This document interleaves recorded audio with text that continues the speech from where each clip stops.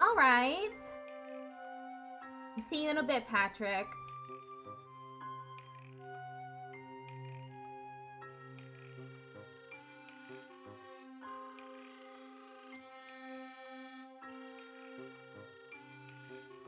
You're back? All right. Seems I did the Q&A yesterday for 120. I'll be finishing the test for the next, the test is only 5 minutes long, of course.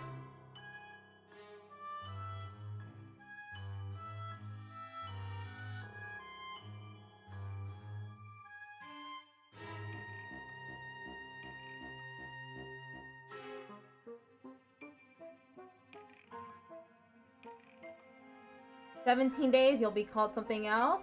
Hell yeah. It's too bad I can't nab Melody Wisp. It's still Melody_Wisp.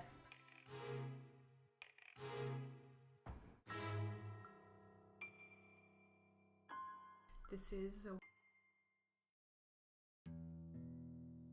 So...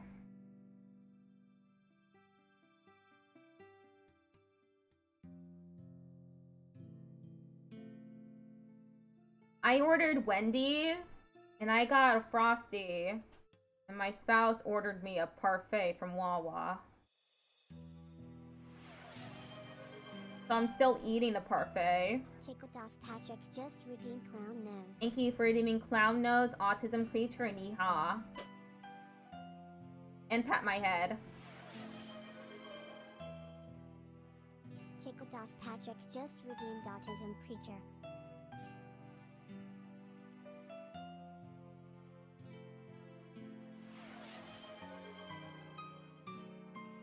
Tickled off Patrick just redeemed yeehaw. I have ice creams to eat.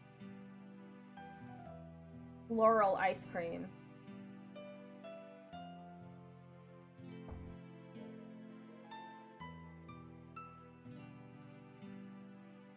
Right. So we'll be doing... Okay, first I'm gonna do the 120 words per minute test from yesterday that I didn't finish. And then I'll move on to 140. And then I'll go down to 120. I'm only gonna do 2 classes today. Technically 3 classes, since I'm finishing the one from yesterday. Hopefully. Sounds delicious? Yes, it is delicious.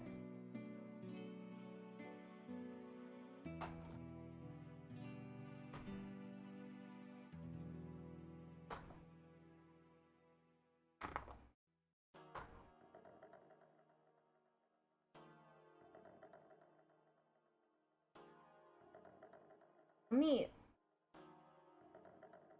A sticker off the Frosty.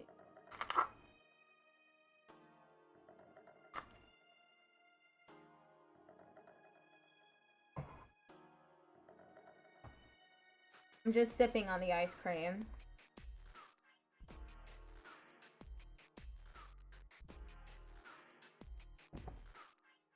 Okay, so I'm gonna do the 120 words per minute test from yesterday that I didn't finish. 120 Q&A practice test. Plain. Oh wait, first let me stretch my hands.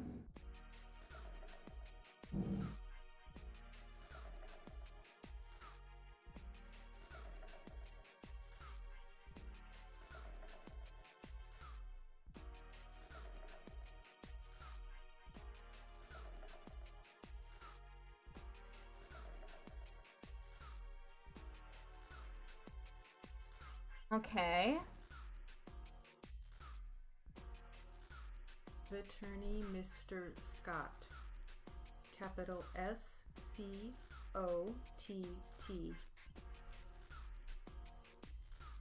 Defense Attorney Mr. Owens. Capital O-W-E-N-S.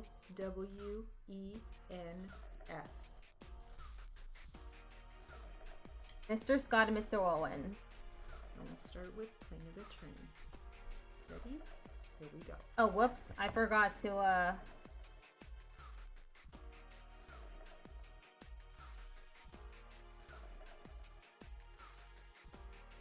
It was disabled. I enabled it just now. Okay. Good afternoon, Ms. Richards. Good afternoon. How are you doing? I'm okay. Okay, Ms. Richards, I want to ask you a few kind of foundational questions here. Yes. What's your mother's name? Linda West. And I want to show you what is marked as Exhibit 47. May I approach, Your Honor? You can approach anytime you want to without asking, as can Mr. Owens, as long as you don't hover in front of a witness or obstruct the view of the jury, any juror from whoever is testifying. Okay, thank you. I'm going to show you what's been marked as Exhibit 47. Just look at the photo. That's my mother. Okay, thank you. I'll just put it on the screen briefly.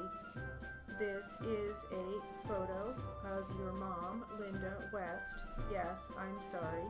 It's okay. Do you need a moment? I'm okay. Go ahead.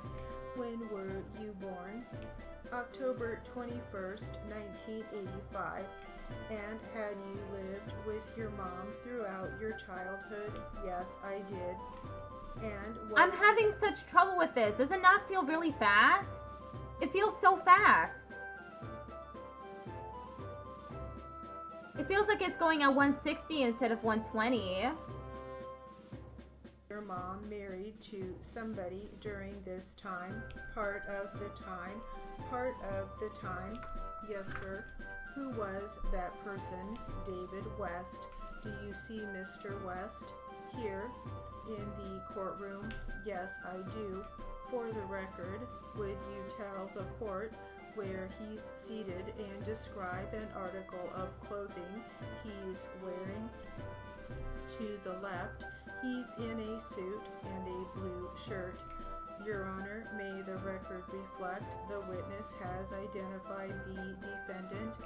Any objection, Mr. Scott? No, sir, Your Honor. Thank you. Then it will. Is the defendant your biological father? No, he's not. So he would have been your stepfather? Yes, sir. Did you grow up with him as your stepfather? He's all I knew as my father, and as far as I knew, up until I was 21, he was my father. You found out at age 21 he wasn't your father? Yes. Okay, I take it at some point you left the West house? That is correct. When was that? That was on Thanksgiving of 2006. Okay, how old were you then? 21. Okay, what did you do for a living back then? I was a professional singer, entertainer. Did you provide financial assistance for the household? I was the only income. Okay, now I want to fast forward to 2012. Yes, sir. By the way, do you know when the defendant and your mom got married? It was February 28th, 1994. Okay, and were you aware that in early 2012 there was a divorce filed in connection with your parents? Yes. With your mom and the defendant? Yes, sir. In June of 2012, where were you living? In Alaska, Anchorage, Alaska. Who were you living with? My husband and my 3 children. On that month in June of 2012, did your mom come to visit you in Alaska? Yes, I had paid for her ticket for her to come see my kids for my son's birthday. How long did she stay, if you remember? From the 4th to the 8th. So about 5 days or so in June, approximately 5 days. Did she just say yes or no? Did she discuss with you during that time her marriage with the defendant? Yes, she did. Did she express happiness or unhappiness with the marriage? Unhappiness. Was there any plan as to what? Let me back up a little bit. Did they have a home in Barstow? Yes, sir, they did. Did your mom indicate that home was going to be kept or sold?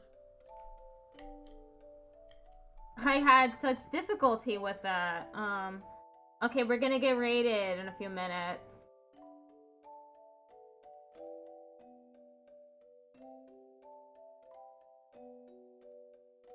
Yeah, moving on to the 140 drill. I'll just wait to get rated.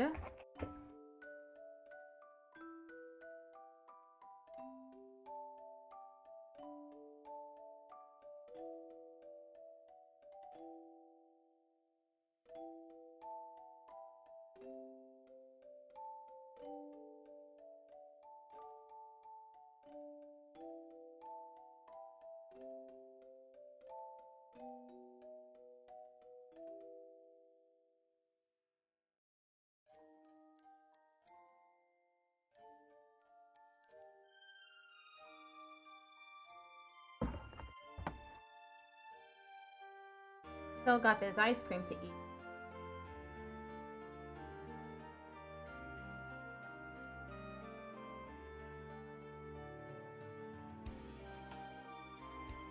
Tomorrow is more steno practice, and then the day after is metaphor refantasio. Believe, right? Yes.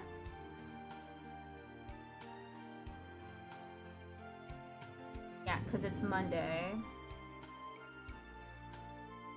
Huh? Friday, Saturday, Sunday. It's Monday is Silk Song. Tuesday. You want ice cream now? You should totally get it. I have a hard time with trying to figure things out of my head. Let me look at the calendar. Just count the days. Okay, Friday, righto. Saturday, Silk Song. Sunday,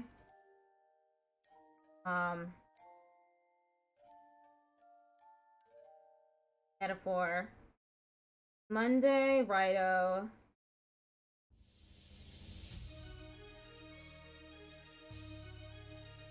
Tuesday, Silk Song, which will actually be Deltarune. Wednesday,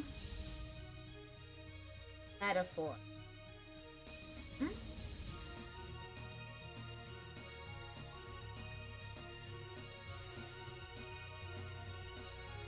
Am I counting wrong? No. I'll figure it out.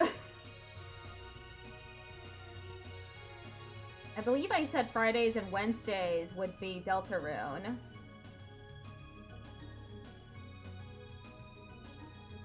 I should be getting rated any second now.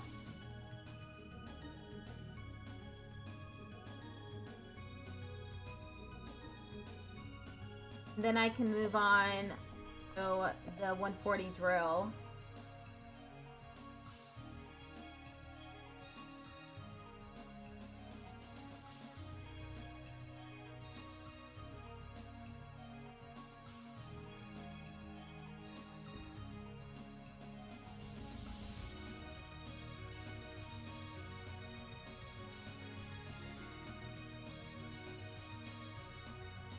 I wonder what we're gonna do for the drill.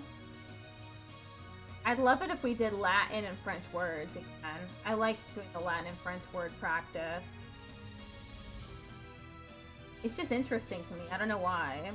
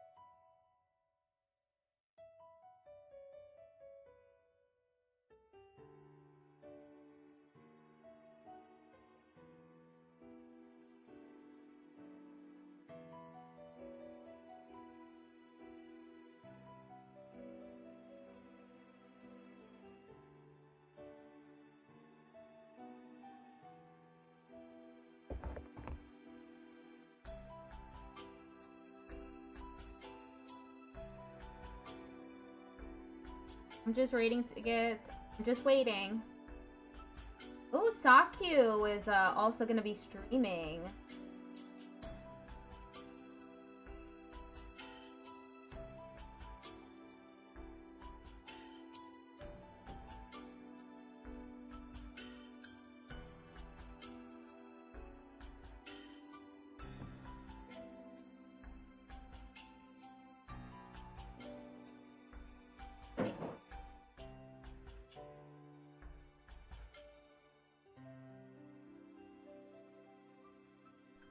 Welcome to drone practice.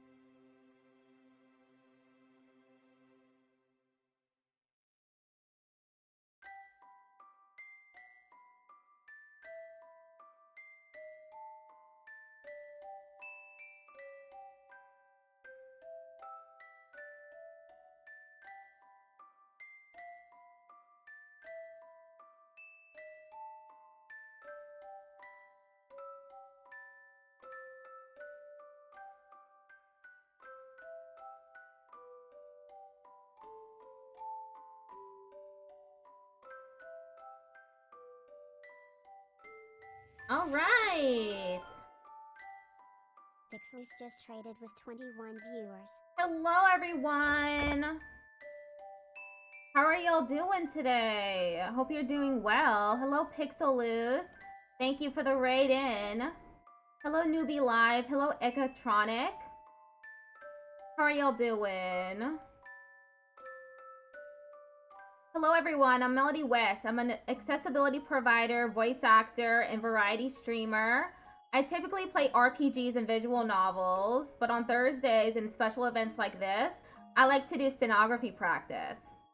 Because I am planning on, I'm trying to become good enough to become a live captioner. Hello, Acrylic Agony.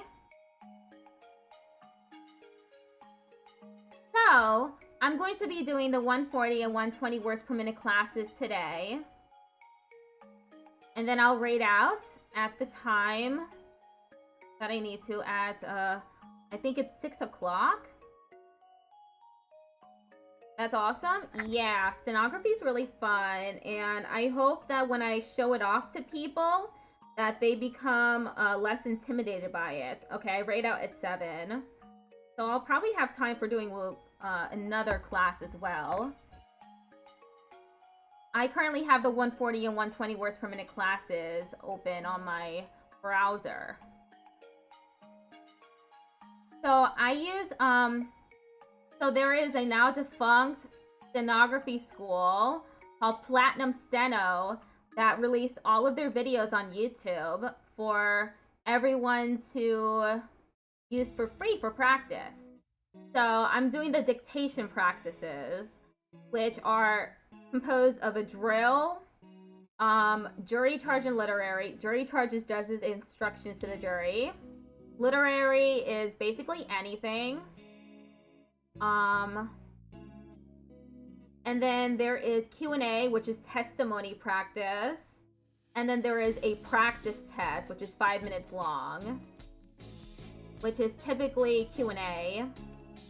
Hello, Crate River. And I do have incentives for donating. My incentives are for $10, I send out a complex word of your choosing. For $20, I add something permanently to my dictionary, which can be like an emoji or a meme or something. For $30, I read a monologue, part of a video, etc. in steno. For $40, I steno without looking at the output for 5 minutes. And for $50, I create a custom steno GIF for you, which would entail you sending me something to create a GIF out of, and then I send the GIF to you. So you would just have to give me like an email or Discord to send the gift to you. Okay, so I'm going to be doing the 140 words per minute class now, starting with the drill. I did a 120 test already. It went really fast though. It felt like 160 instead of 120.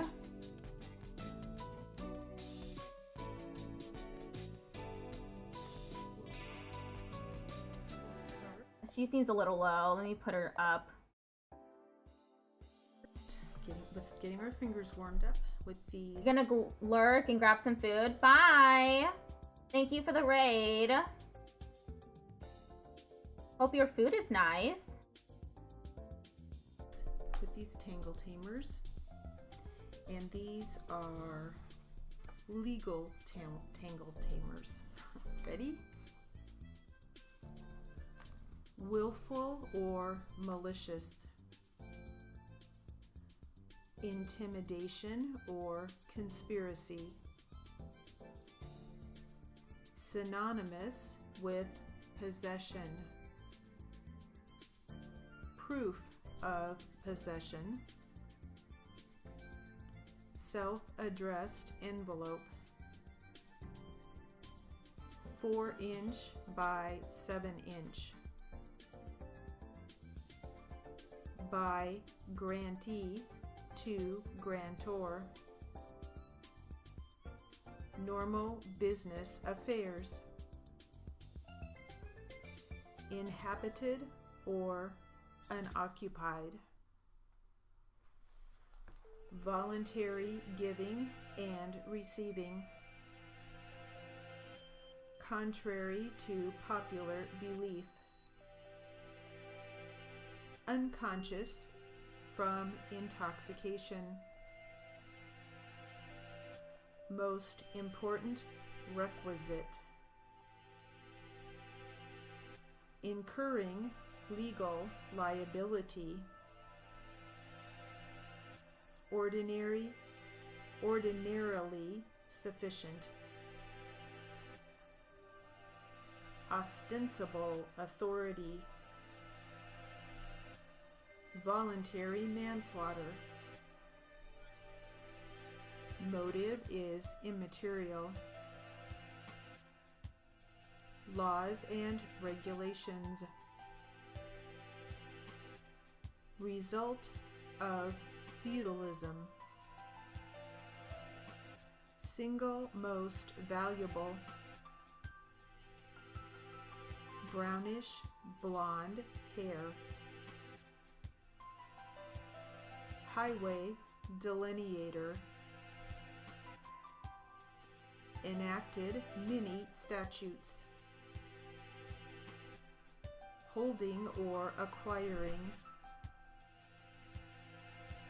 letter of attorney, influencing official conduct, divided into degrees, picking a pocket, constitutes the inducement. Oh! Was that a donation? What was that? Oh, it was a donation. Oh, thank you for the donation. What do you want me to steno? What complex word of your choosing? Just had to do it? Supercalifragilisticexpialidocious? Okay. Supercalifragilistic.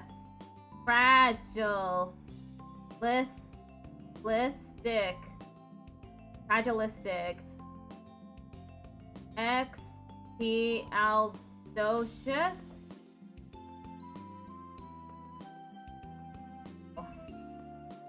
That's not it.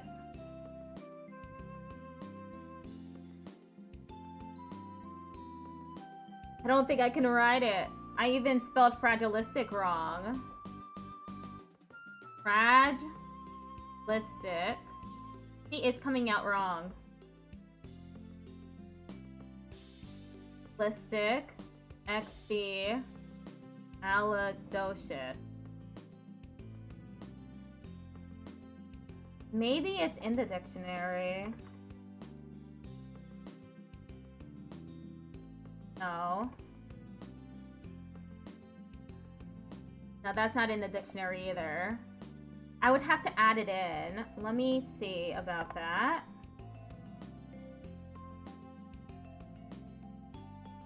Let me pull up the dictionary.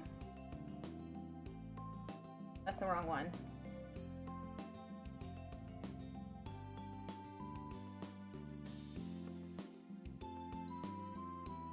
Okay, I can show the dictionary.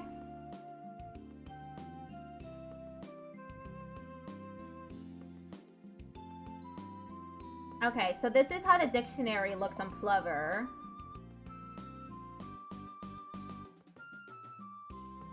It's behind something. It up. And get bigger.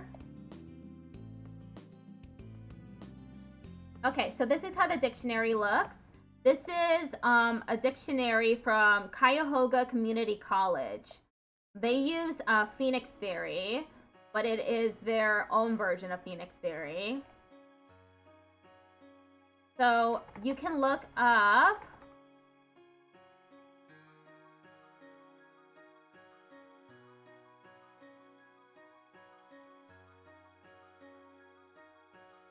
all right. So this is the syntax for looking up prefixes. So in this case, the prefix for super, the prefix super is SPR, which is what I was writing, super.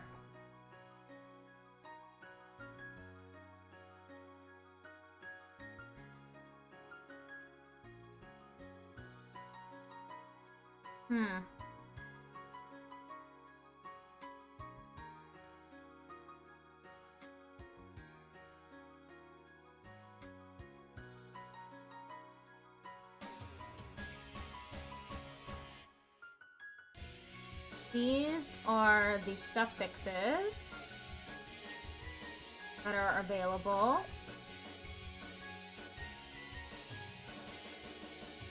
These are prefixes.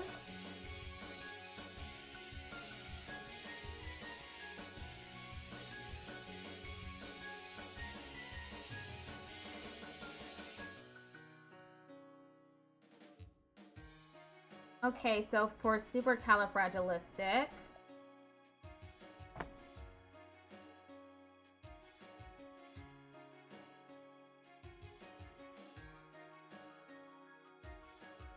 now this is my personal dictionary for words in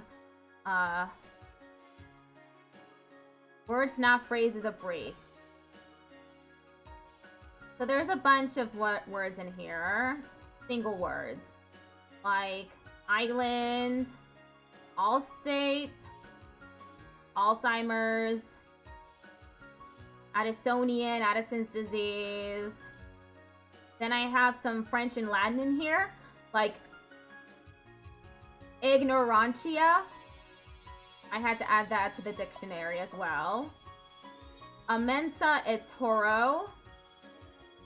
Abutment, I had to add adrenopathy, adrenitis, stuff like that. That's not in the dictionary that I use, the really big one. That one has about 200,000 words in it. This one is probably like 300 words. 200 to 300. Okay, for supercalifragilistic.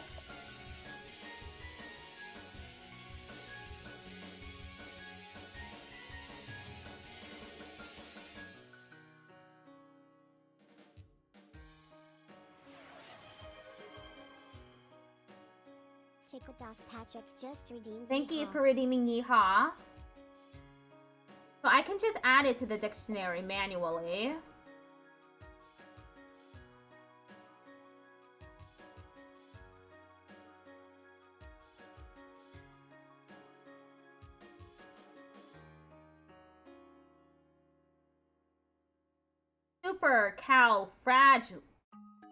Fragile, sick, X, E,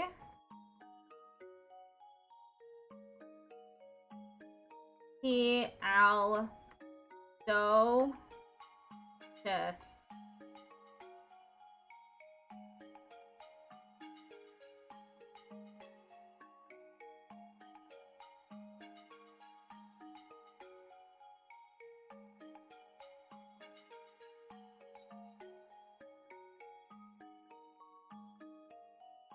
Okay, let's see if I remember all of that. Super, cal, fragile,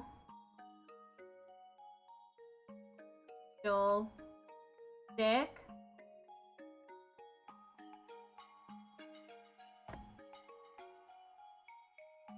super fragile, thick.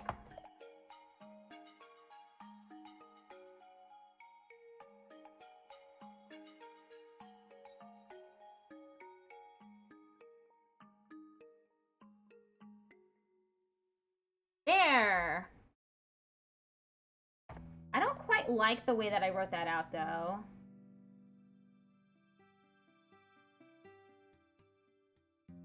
Let me try that again. Whoops. Super list. How about that?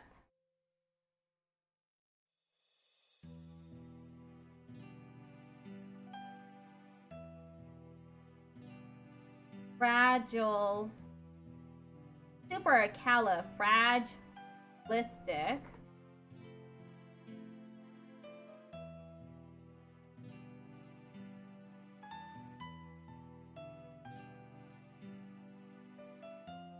Expialidocious. Maybe I'll like that one better.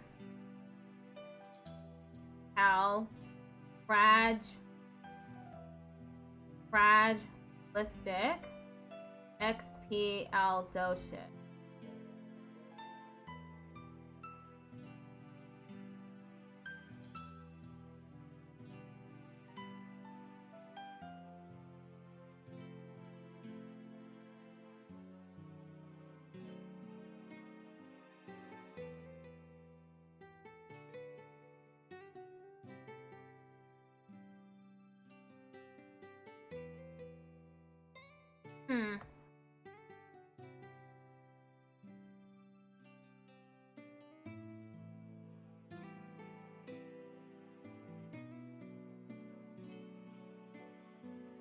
Supercalifragile.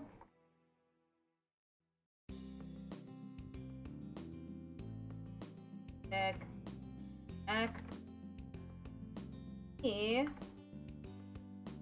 Al. So. Yes. Maybe that one will work better. Supercalifragilistic.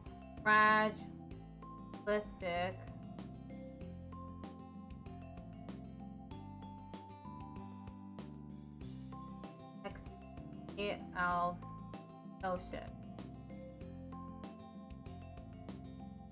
Okay, and that's how you write it. I have it as super fragile. Oh my god. Tiltify just logged me out. Log back in.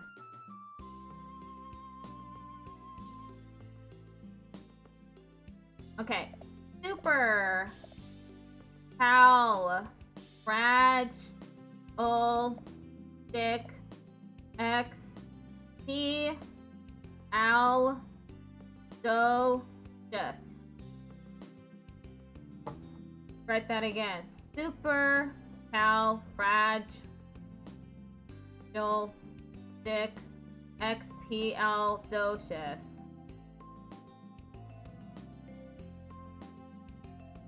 A round of applause.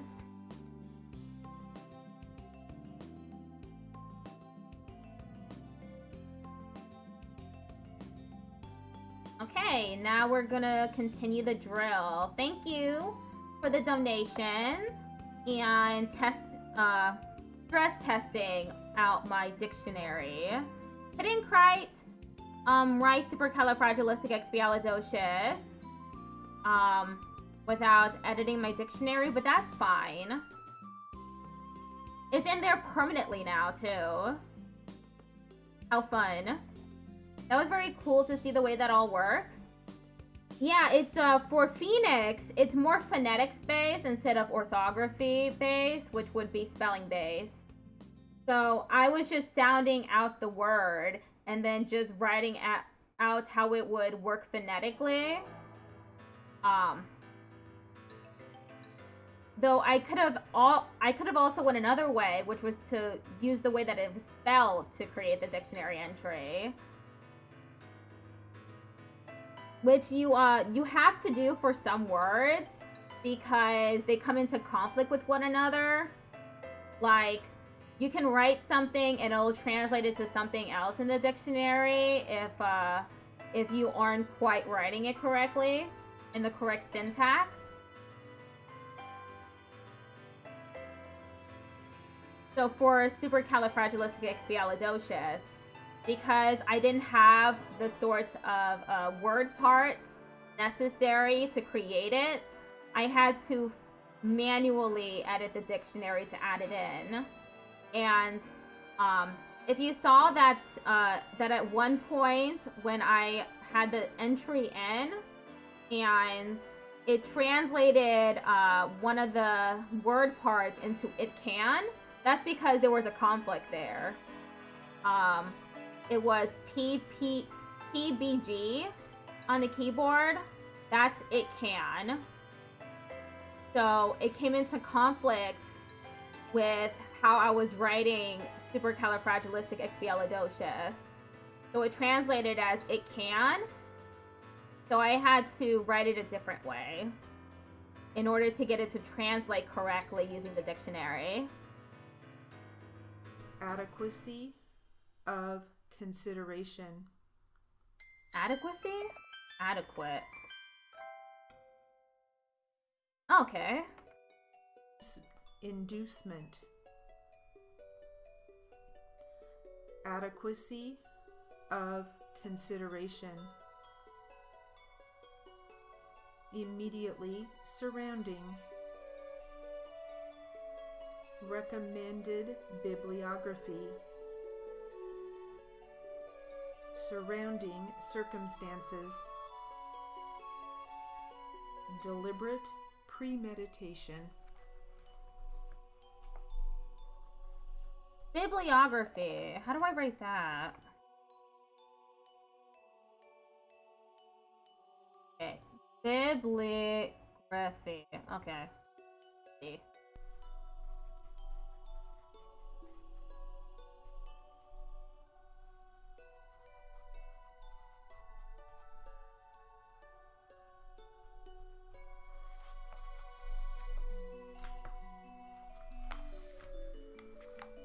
Let's try some names and spellings.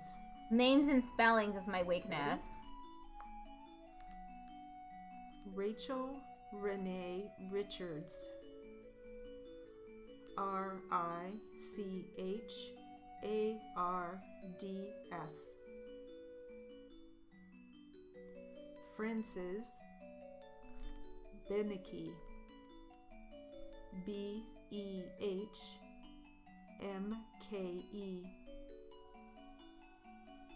Carrie Mook.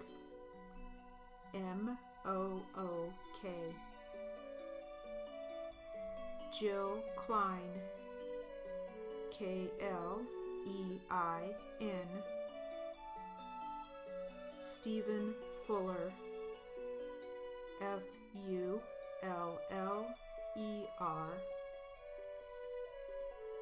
Jeffrey Samuel Elam. ELAM. Anita Cattell. KITTELL. Jill Marie Harris. HARRIS. Mark N. Patterson. PATTERSON.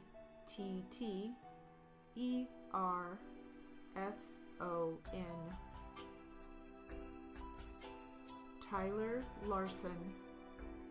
LARSEN.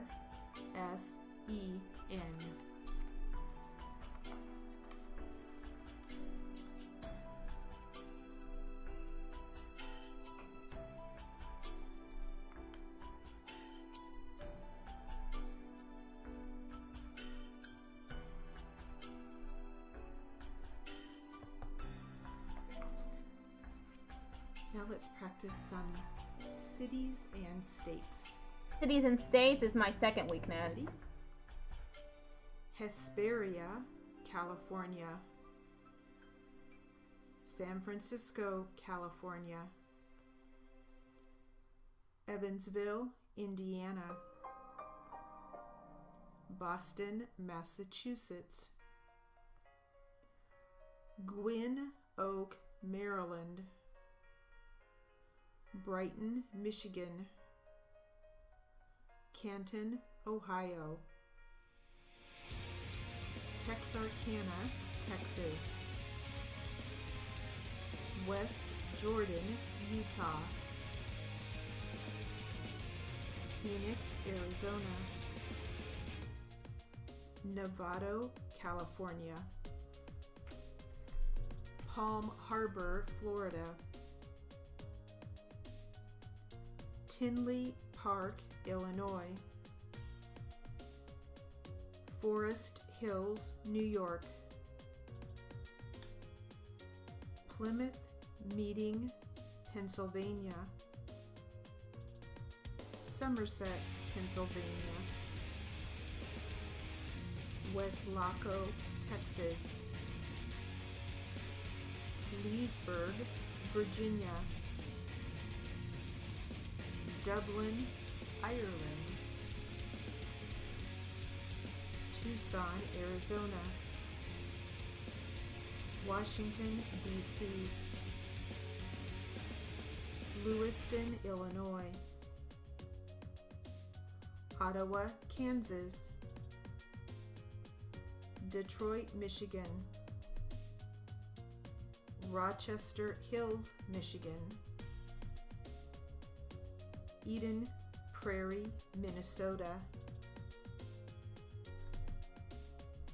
Sella, Washington. Okay, we got 3 minutes left in this drill.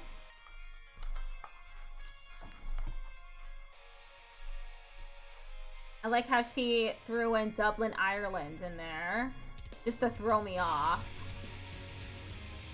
How do I write Utah again? It's... okay. It's UT. Asterisk UT. Utah. And from our list of 14,000 things to be happy about. Okay. Actually, it's not a list. Well, it's a list. It's a book. Let's see what we have.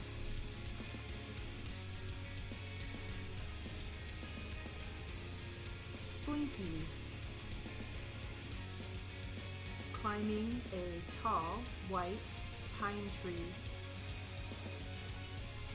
Driving up to the lake and having a picnic with the squirrels. Fairgrounds.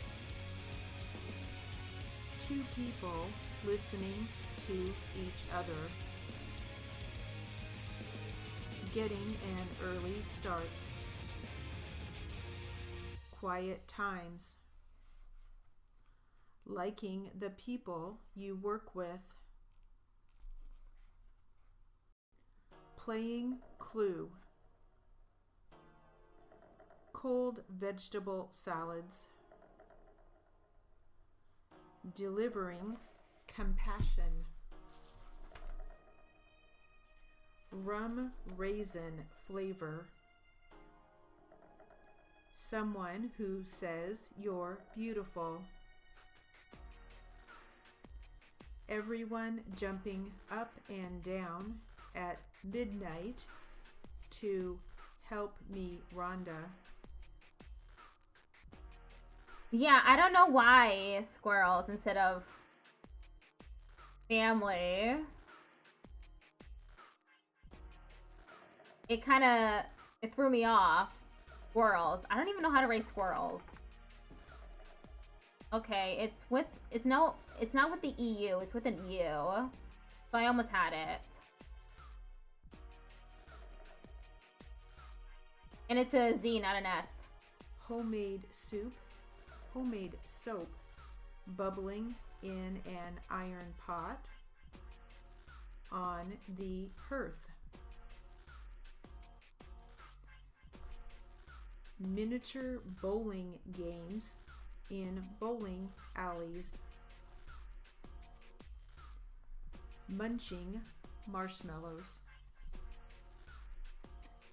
That will conclude our drill practice. Okay, that's it for the drill practice.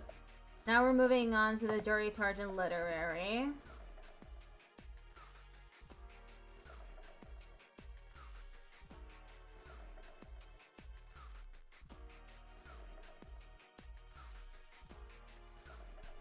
Welcome to literary and jury charge practice.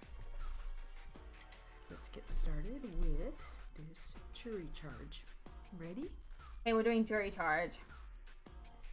Members of the jury, any action of this kind is based upon a claim that the defendant had been negligent because the law would not permit you to find a verdict for the plaintiff or to award any damages unless you should conclude, first, that the accident resulted because of negligence on the part of the defendant, secondly, that there was no negligence by the minor plaintiff which contributed in any way to the accident, and thirdly, that the injuries and the death resulted from the accident itself. Negligence is a failure to use the care and caution which a reasonably prudent person would exercise under these same circumstances.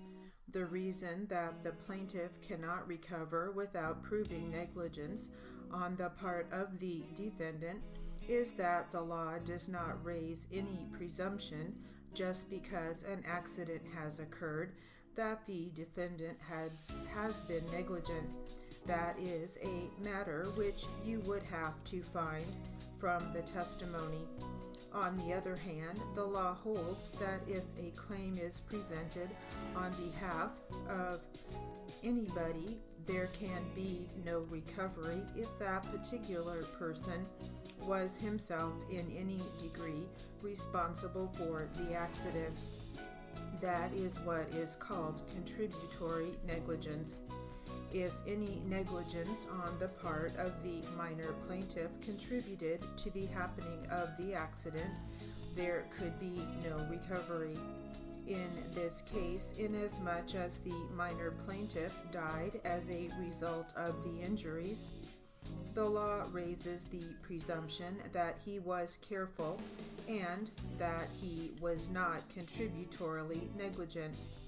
It would be essential, therefore, for the defendant to prove contributory negligence on the part of the boy. That will be one of the questions you will have to take into consideration. It is your duty to determine the facts. It is your duty to reconcile the testimony as far as you can, bearing in mind the fact that no two persons recount a thing exactly the same. Bear in mind the further fact that there is apt to be a little confusion on the part of witnesses inexperienced in court when they get on the witness stand, and consequently minor discrepancies may appear. You take all Okay, have fun with Darksiders too. those factors into consideration, and you bring to bear in passing upon the facts your judgment as to who has been telling you the truth. In other words, you pass upon the credibility of the witnesses. When you do that, you may take into consideration their interest in the outcome of the case, if any.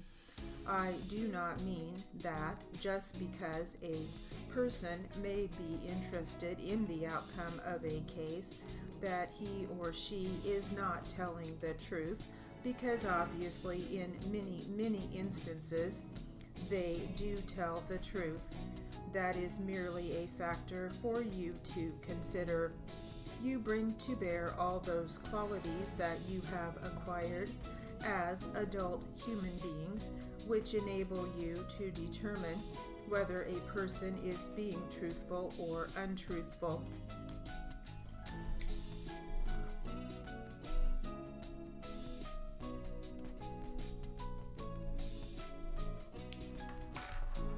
Alright, let's now practice some literary material.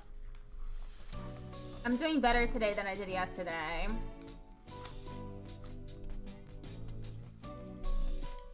And this is an article called The Judge.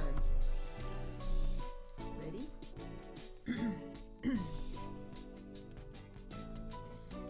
He asked me not to move my extension cord or to put my hair behind my ear. He constantly snapped photos for reference of anything that may be moved between takes that might later be sought out by People's Gaff Squad. After much tweaking of camera angles, running dolly tracks, fiddling with light towers, and yards of gaffer's tape, Robert Downey Jr. appeared on the set. He looked fit in a supple blue pinstripe suit, as energetic and sleek as a panther. He got his lines with David, the other actor in the scene, down perfectly, and strutted out of the courtroom quite happy with himself. There was no need to do another take, but they did one more anyway, just in case.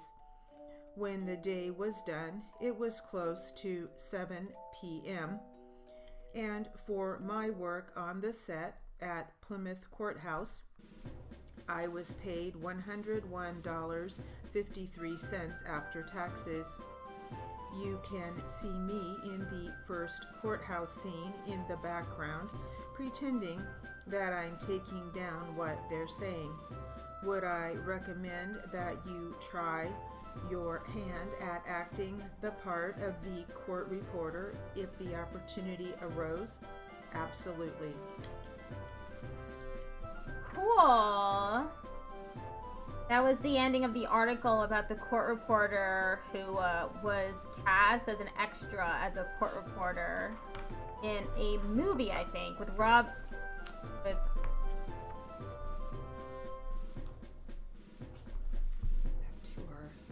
to our jury charge. Jury charge. I forgot the dude's name. Ready? Although I shall refer to the facts, you take your recollection at all times in preference to anything I may say. It may be that I will make some error inadvertently in discussing the facts, or I may overlook something that you think is important. So you trust your own recollection. It is also your duty to determine what inferences flow from the facts that you think are established by the weight of credible evidence. Your verdict must be unanimous. You take your instructions as to the law from me, but you are the proper persons to determine just what happened in this particular case. You must arrive at your verdict without either prejudice or sympathy.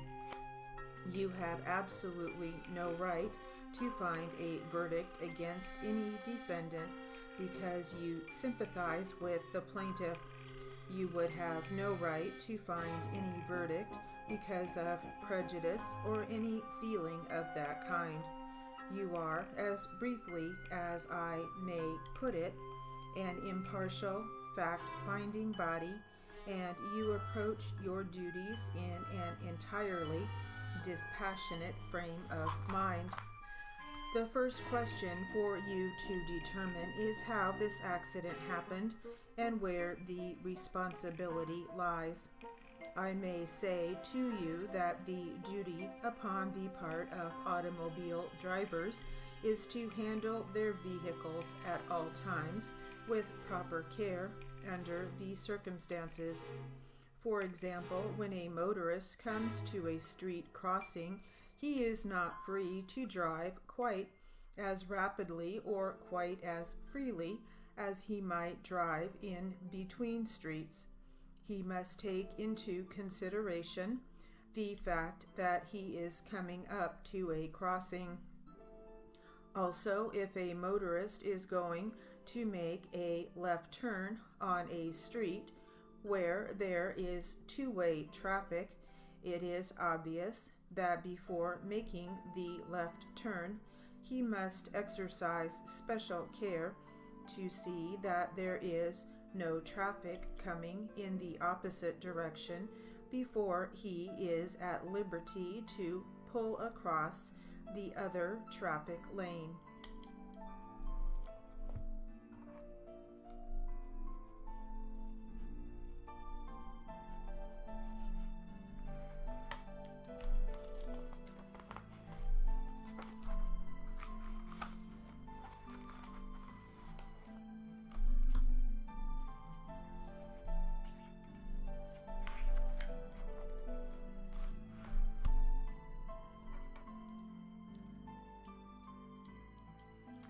Now for some more literary practice.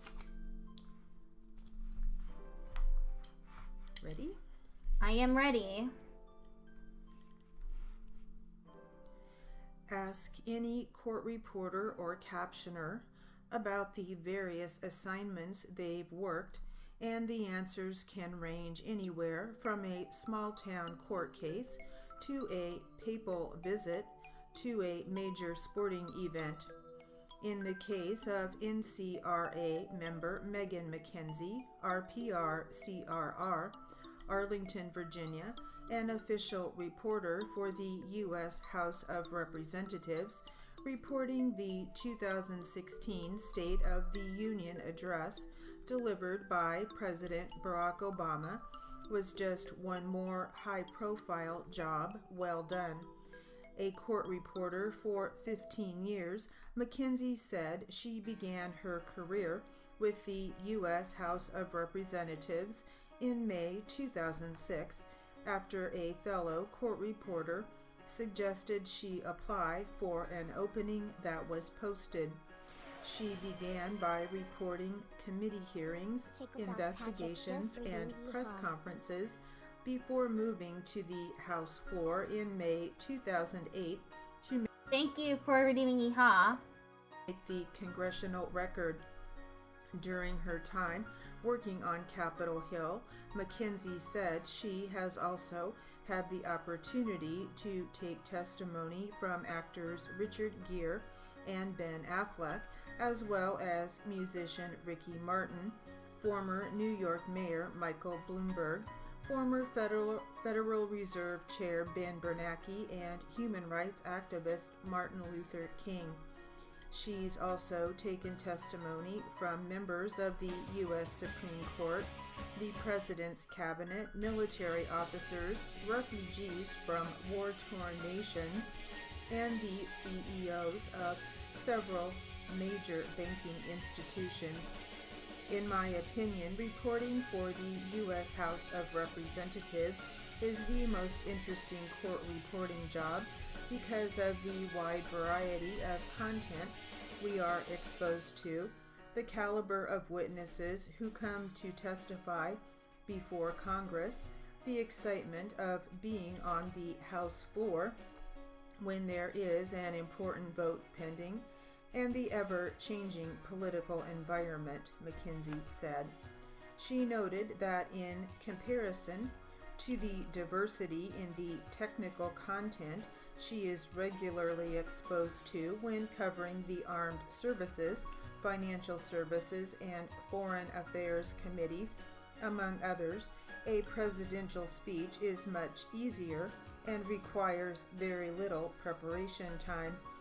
Covering President Obama's last State of the Union speech to the nation wasn't the first time McKenzie has reported or captioned an event with a president in attendance.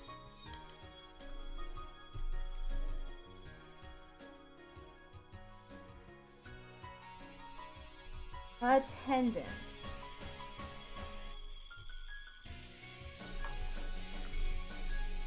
To I'm not keeping up anymore. Owie. The subject of this jury charge is non-communist affidavits. Ready? It's what? Section 9 of the National Labor Relations Act, as amended, provides that the board shall make no investigation nor issue any complaint on behalf of a union unless there is on file with the board a non-communist oath of each officer of the union and of each officer of any national or international labor organization of which it is an affiliate or constituent unit.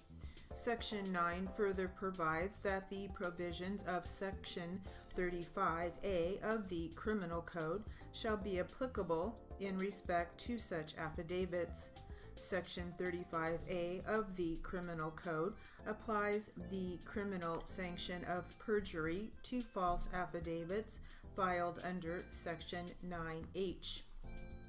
The question in this case is whether criminal prosecution under that provision is the exclusive method of enforcing the mandate of Section 9H, or whether the board may take administrative action and, on a finding that a false affidavit has been filed, enter an order of decompliance, withholding from the union in question the benefits of the act until it is satisfied that the union has complied.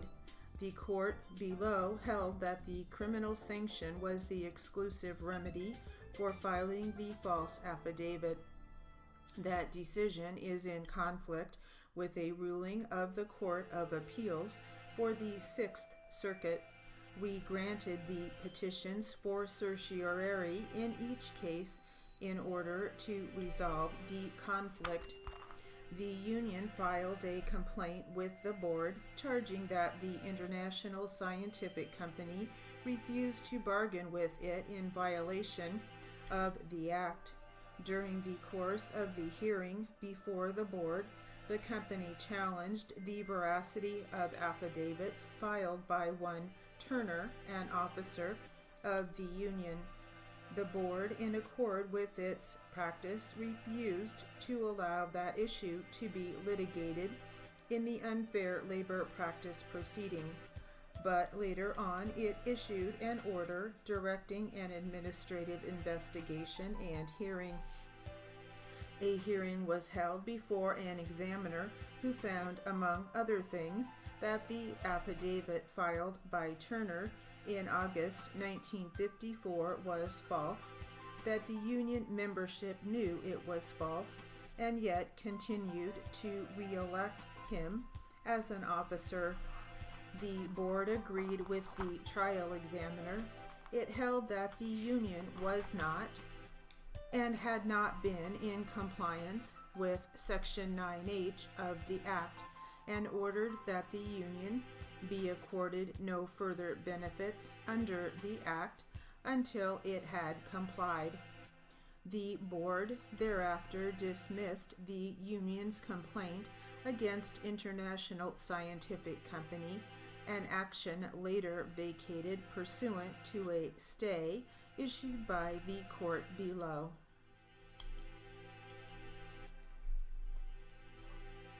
Okay, so this was in the 1950s. No wonder.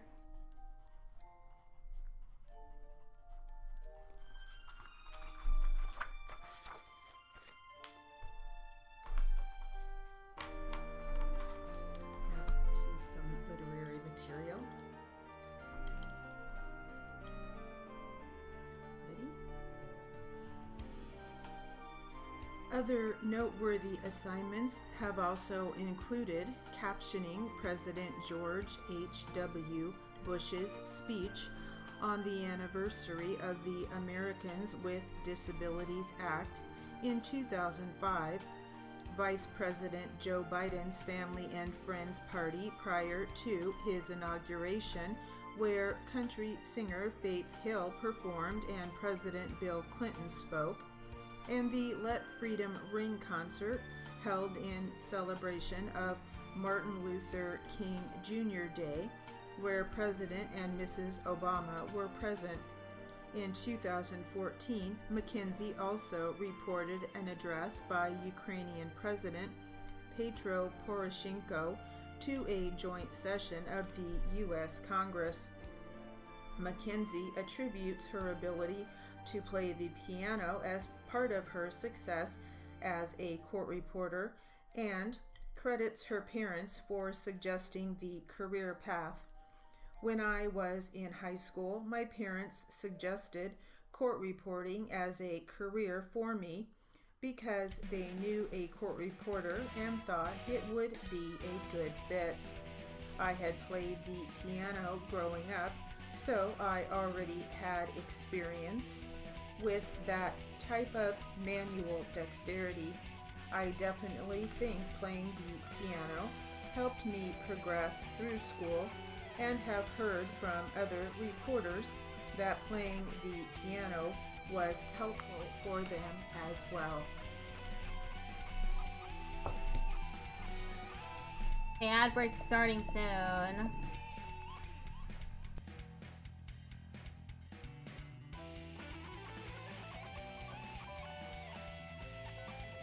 I forgot to go live on YouTube.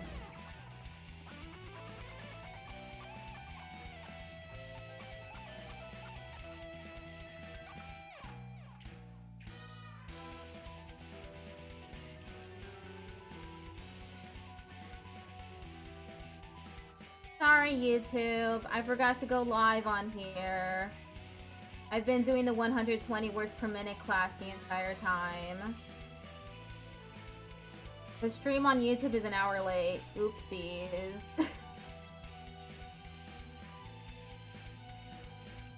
And I'm starting the stream in the middle of an ad break. So that's great. My bad.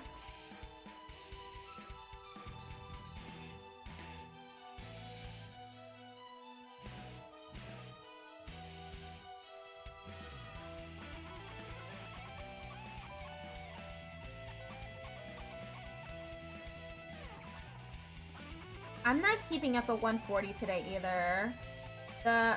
It's really heavy, this literary. There's a lot of names in it that I don't know how to write. I didn't even know how to write Ukrainian. Not in the dictionary. There, Ukrainian. Ukrainian.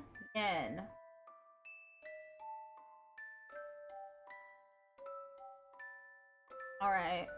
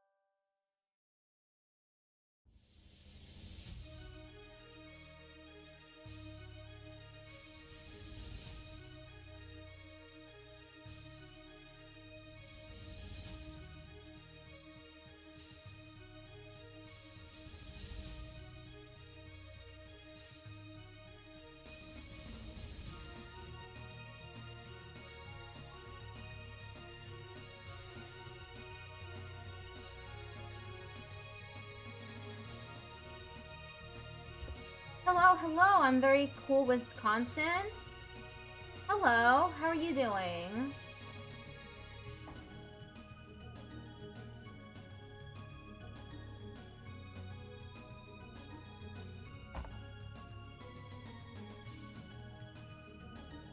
I'll be live until 7 p.m. Eastern. And that will conclude. Oh, that's it for the literary and jury charge practice. Okay, I'm moving on to Q&A.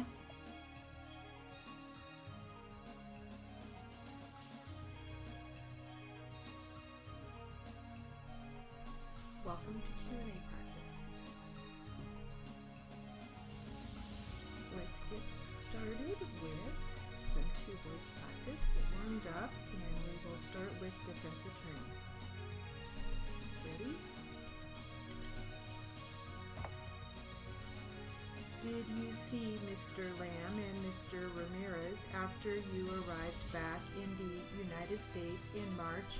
Yes, I did, sir. And would you describe the circumstances of that meeting? To the best of my recollection, we met and the cocaine was divided between us and we each took our shares. Do you recall that Mr. Lamb was there? To the best of my recollection. Got a long time to stream? Yeah, especially for steno. But I'll get through it. Usually I stream from 5 o'clock to 8:30 though. That's 3.5 hours. Mr. Lamb was at that meeting. At the time that you planned this March trip, did you have any conversations with Mr. Lamb and Mr. Ramirez about future trips? Yes, we did. What basically was said about future trips? In the endeavor proved profitable, we would consider engaging in another trip shortly thereafter. After you had handed the cocaine to Mr. Lamb and to Mr. Ramirez, did you ever have a discussion with Mr. Lamb or Mr. Ramirez about what would happen to the cocaine that you gave to them? To the best of my recollection, I don't believe there was substantive discussion about what they would do with their portion. That was their business, not mine. We may have discussed it in very, very general details, but I have no recollection. Did you again meet with Mr. Lamb and Mr. Ramirez after the March trip to discuss another cocaine smuggling trip? Yes, sir, I did. Would you describe when the next meeting took place? To the best of my recollection, there was a series of phone conversations in April. I can't recall with any clarity the exact dates. I believe, to the best of my recollection, there were several subsequent meetings in April and May. Did Mr. Lamb participate in those meetings? To the best of my recollection, Mr. Lamb participated in several meetings. You seem to hesitate before you give your answers. Why is that? Well, it's been a good many years since all of these events took place. It's certainly not a portion of my life that I remember with a great deal of fondness. I'd like to forget most of it, to be honest, sir.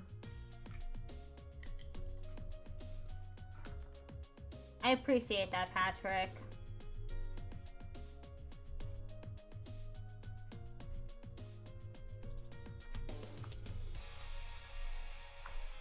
Alright. Hopefully you're all warmed up. And now let's try some voice practice. And we will start with defense.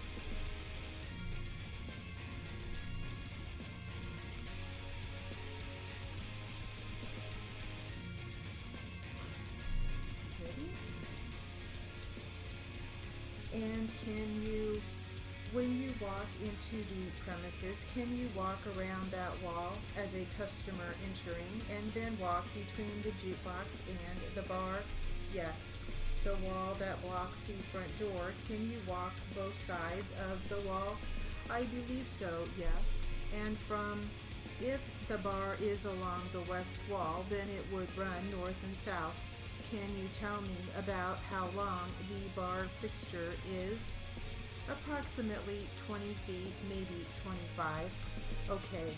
Does the bar have stools in front of it? Yes. Do you know how many stools it has? Not exactly. Any chairs or any other seating facilities other than the bar stools? Yes. What else is around the bar? There are some tables and chairs, and then there is some booth seating by the pool table. Very good answer to my question. My question was very poor. At the bar fixture, are there any other seats other than the stools?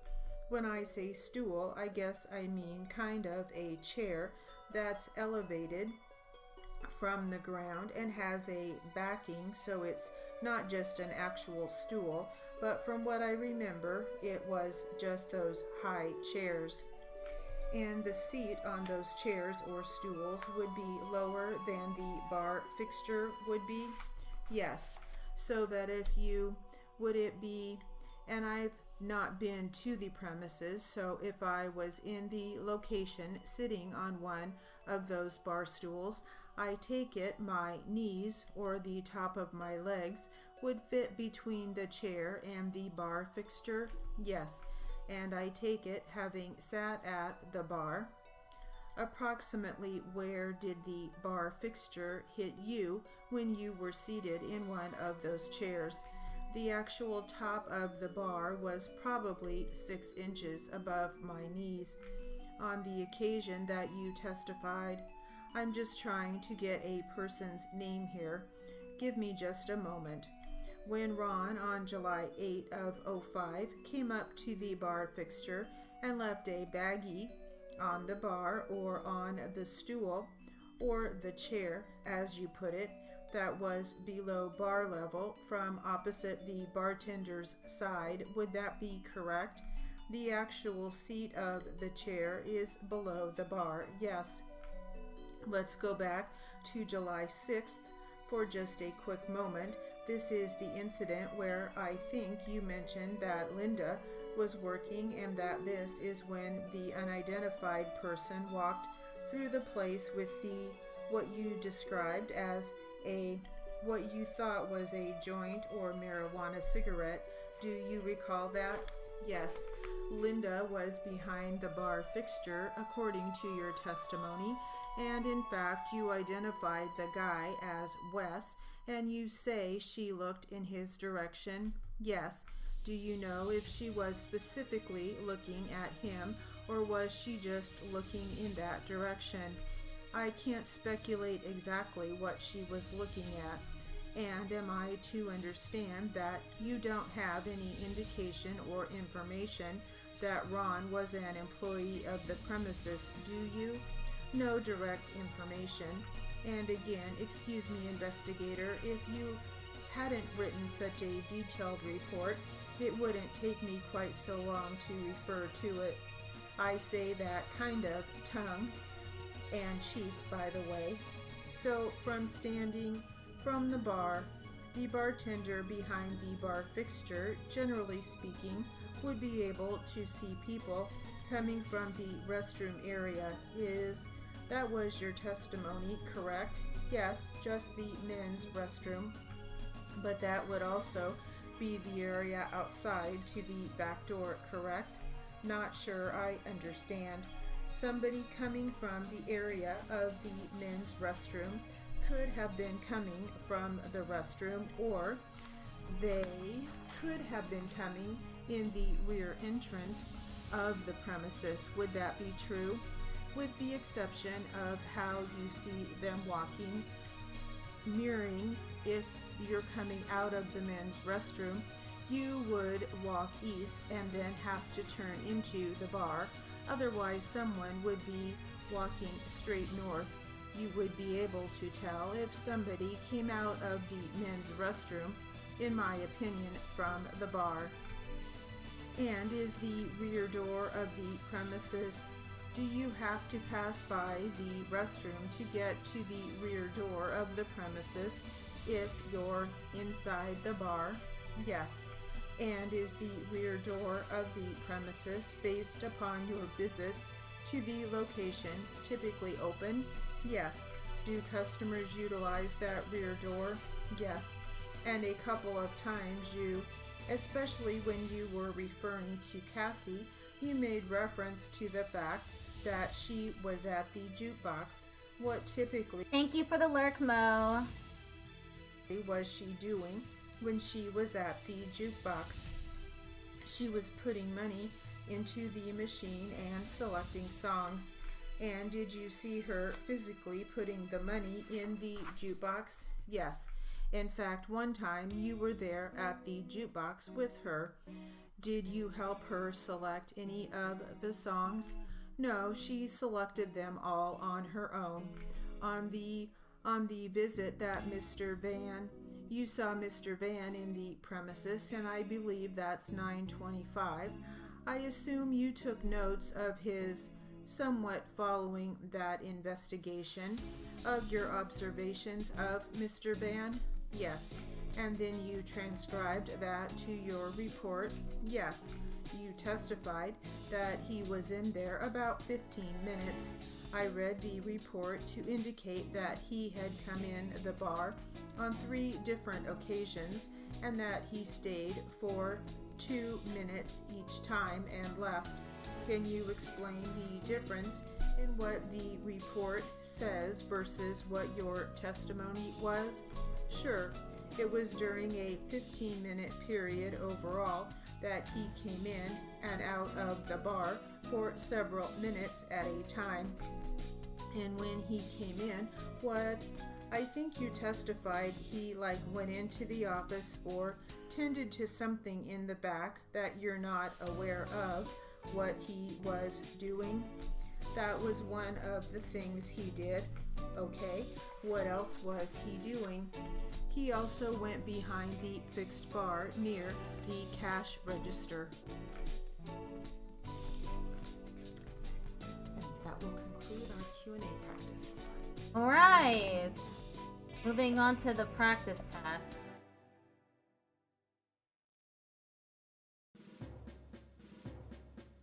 Hello, Alpha Mountain. How are you doing? This is a 140 Q&A practice test. Plaintiff attorney, Mr. Smithers, capital S-M-I-T-H-E-R-S.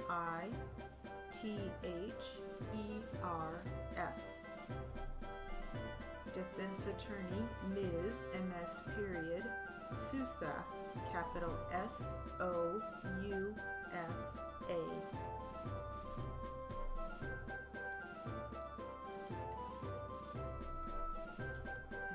With defense. Okay, we're starting with defense.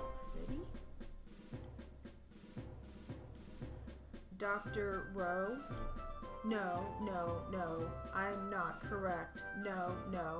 The papers that I received, the letters that I had that I could decide in which doctor I could see. Okay, but going back to my question that I asked, did Dr. Rowe provide you with any medical treatment? No. Did Dr. Rowe prescribe you any medications? No. Did Dr. Rowe tell you that you could continue working? No. Did Dr. Rowe take you off work? No. Did you tell Dr. Rowe that you felt that you were unjustly forced out of Where's Mr. Burns? your job to work for Mr. Sanchez? Yes, I remember that I told him. What did you specifically tell him? I don't remember it specifically what I told him, but I remember that I told him something like that. Do you feel that you were unjustly forced out of your job with Mr. Sanchez? I do not understand. How is the question again? You indicated that you said something similar to Dr. Rowe about being forced out of your job with Mr. Sanchez. Is that correct? Not forced, but I remember that I told him that he had fired me. Did you tell Dr. Rowe that you thought that was unfair? Yes.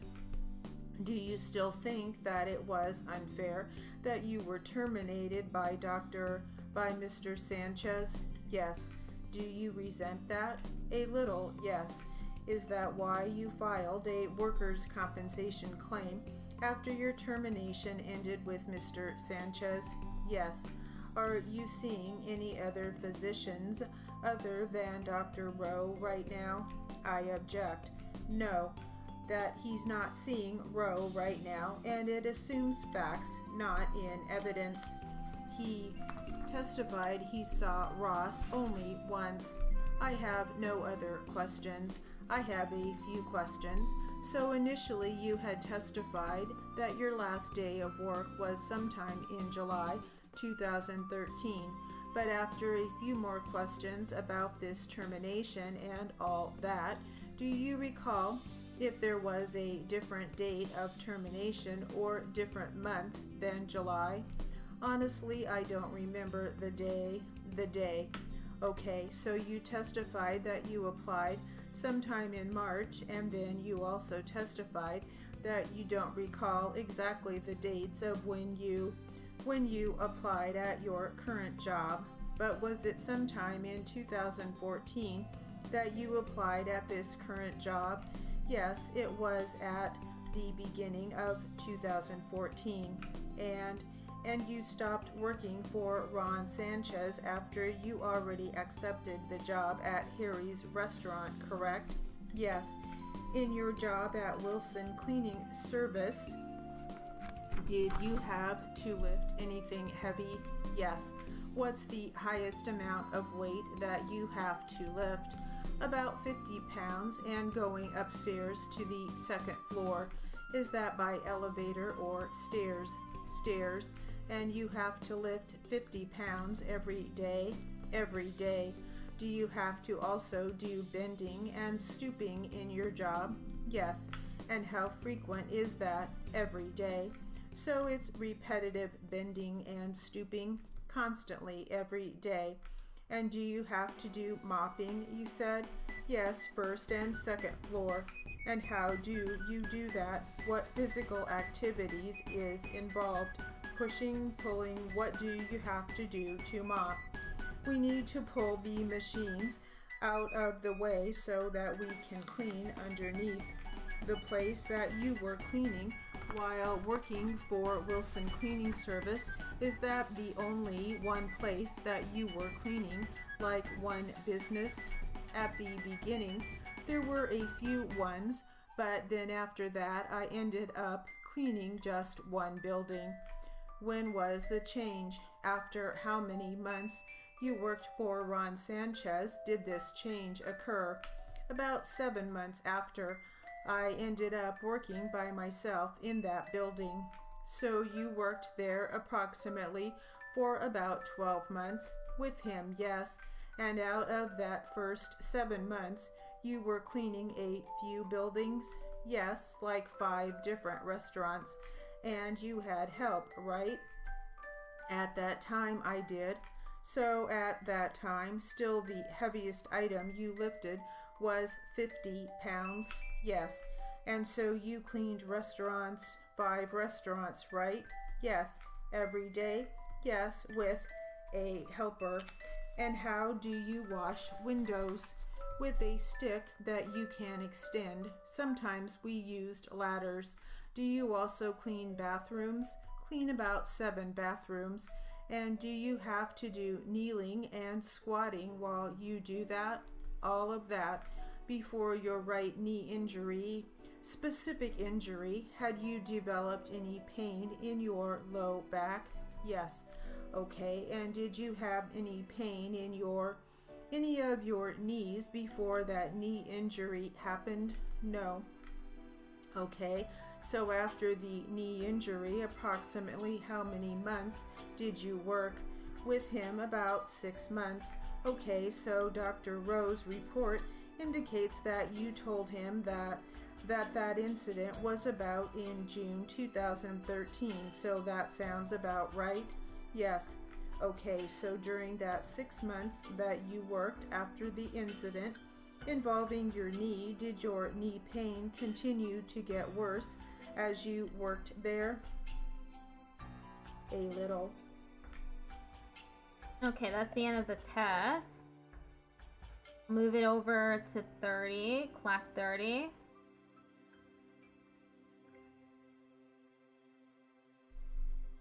Okay, now I'm gonna do the 120. Welcome to drill. Starting with the drill. We'll start out with these names of schools and numbers. Ready? Here Names of schools and numbers. Birmingham, 429. Canoga Park, 363. Carson, 511. Chatsworth, 485. Crenshaw, 400. Dorsey 346. Eagle Rock 167.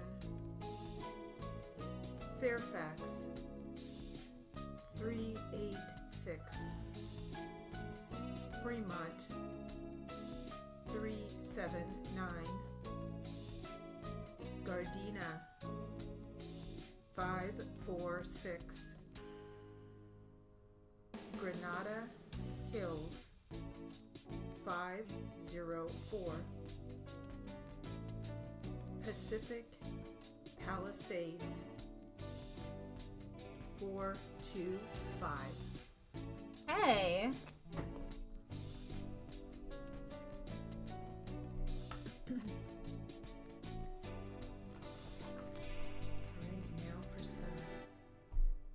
Words, and then we'll use the words in sentences, and the words are as follows: situate, president, telephone, significance,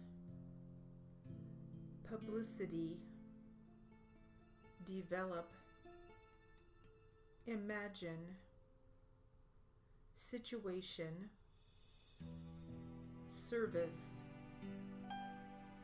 woman, public, national, privilege, operate, natural, women, signature, significant.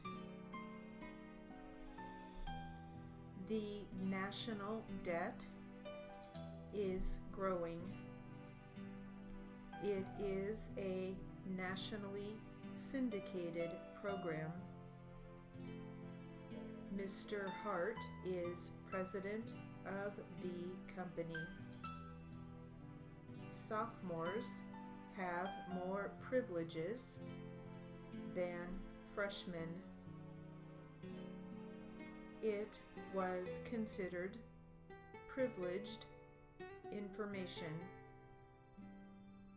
The company has had 4 presidents. Their sales were made nationally. Get his signature today. Where is the signature line? There is a significant need. Is there any significant improvement? The signature is not legible. The 4 women talked about its significance. Use your imagination. The public outcry was heard from coast to coast. It is natural to ask for the publicity. Telephone operators were at one time all women. Can you imagine the development of that concept? He lived with the publicity.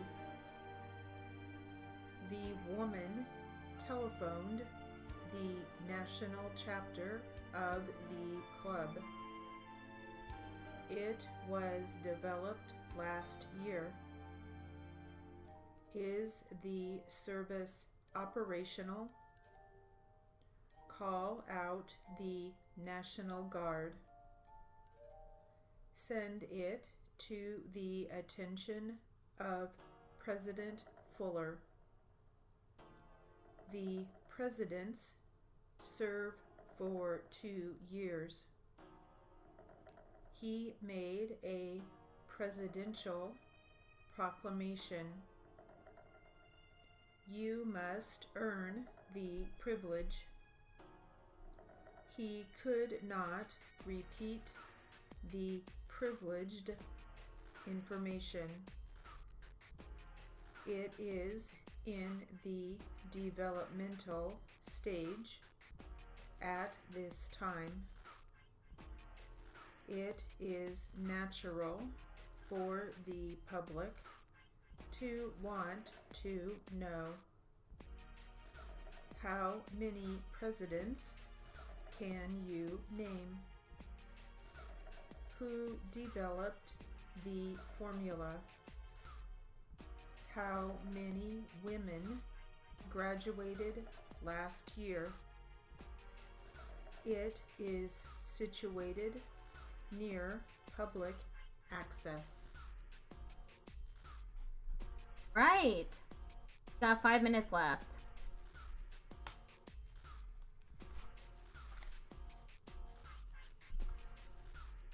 All right, let's try a little bit of practice with, excuse me. We'll try some practice with some medical prefixes and suffixes. So I will read either the prefix or the suffix, and then I will spell it and give you the definition. Ready? Here we go.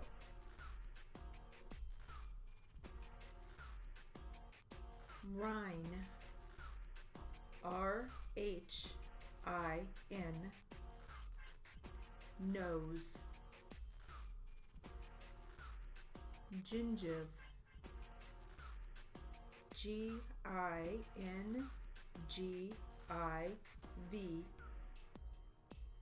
Gum. Malaysia. M-A-L-A-C-I-A.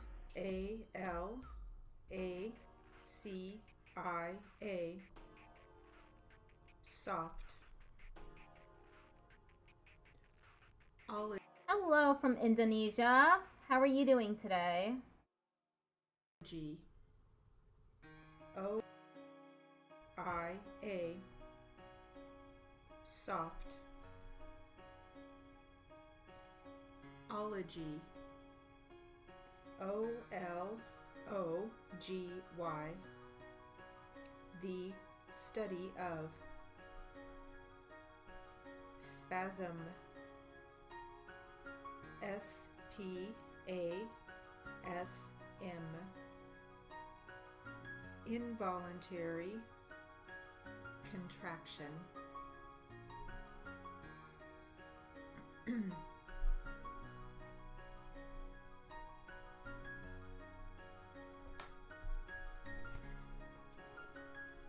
Alright, next let's see what we have to be happy about.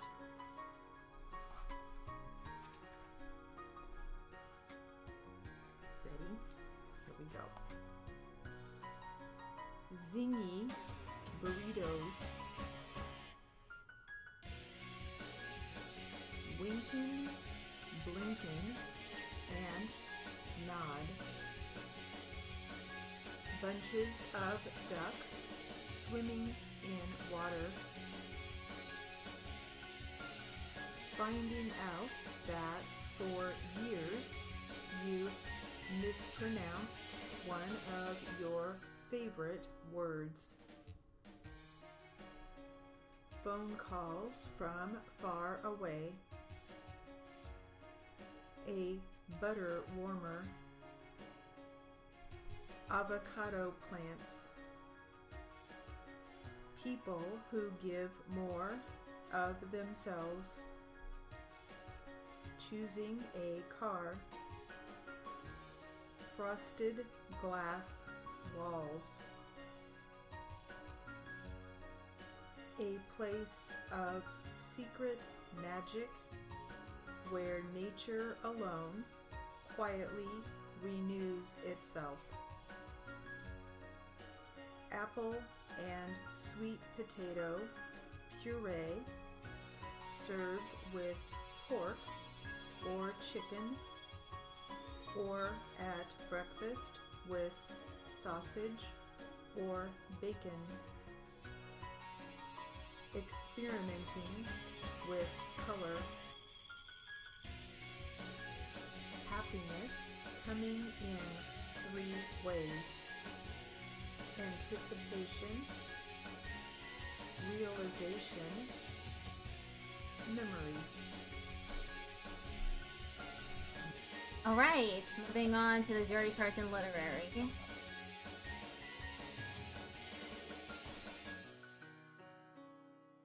Well, there are 40 classes in this playlist, and I just reached the end. I'll have to redo it, since I'm still not quite there at 140. Welcome to Literary and Jury Charge Practice. Let's start out with some jury charge. Ready? Here we go.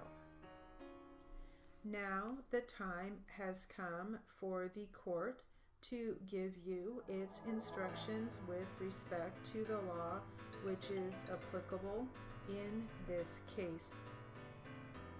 You must apply the law as I explain it to you. Any comments I may make about the facts are only to help you, and you are not required to agree with them. It is your function and responsibility to decide the facts.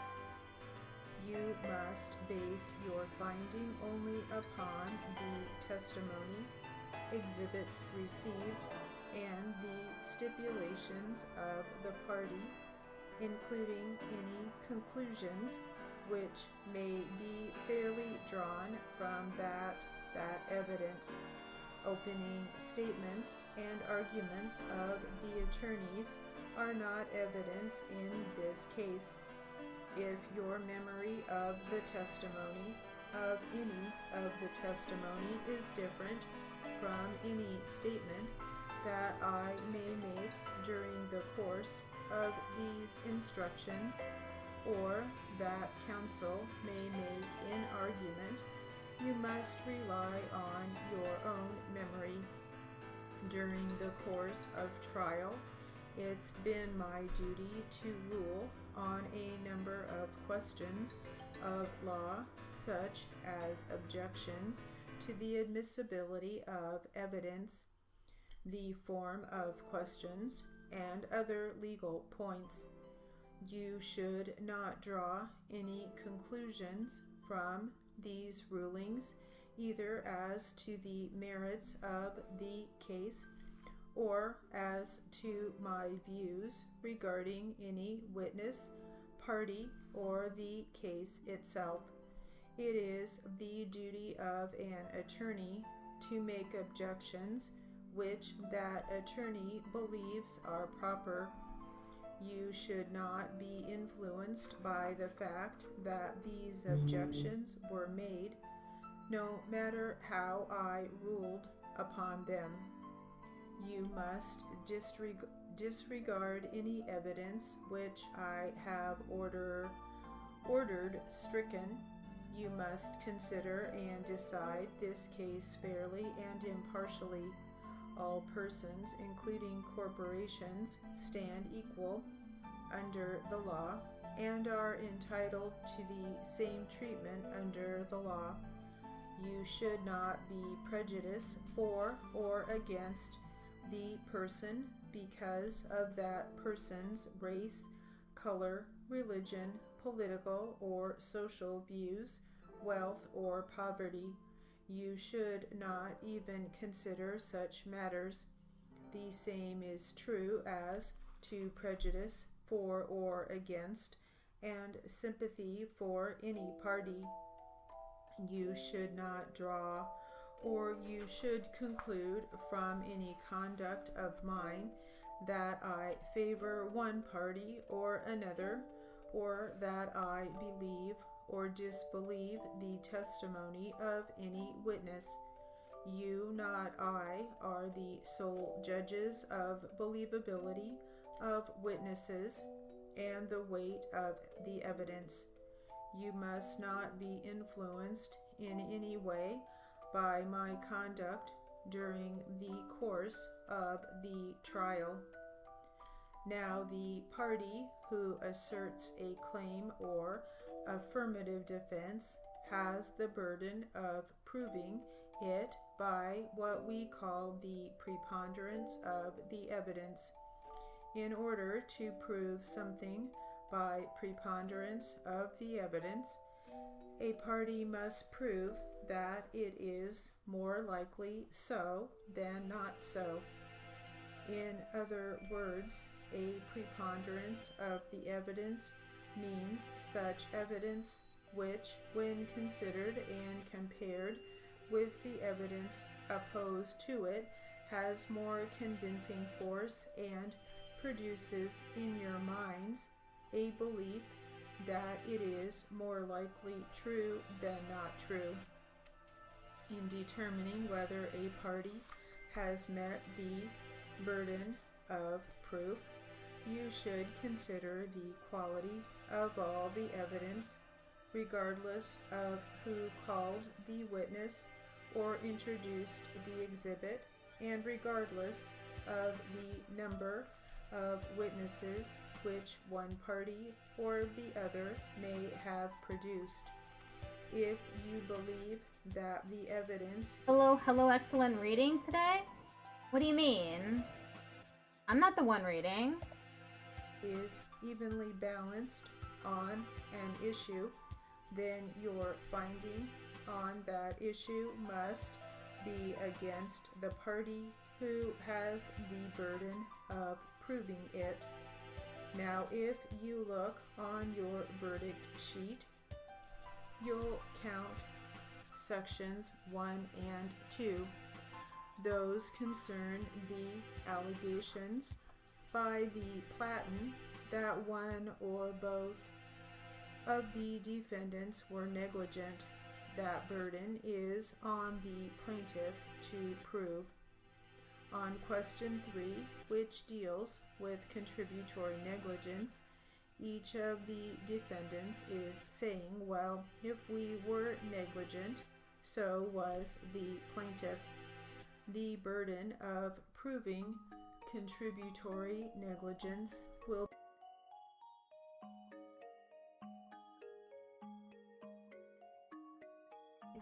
Negligence is Craig's.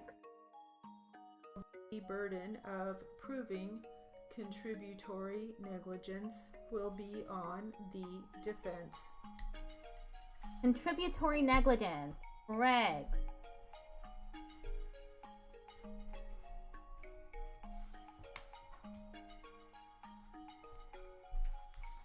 Alright, we will get back to the cherry charge. For now, let's continue on with some literary about going green.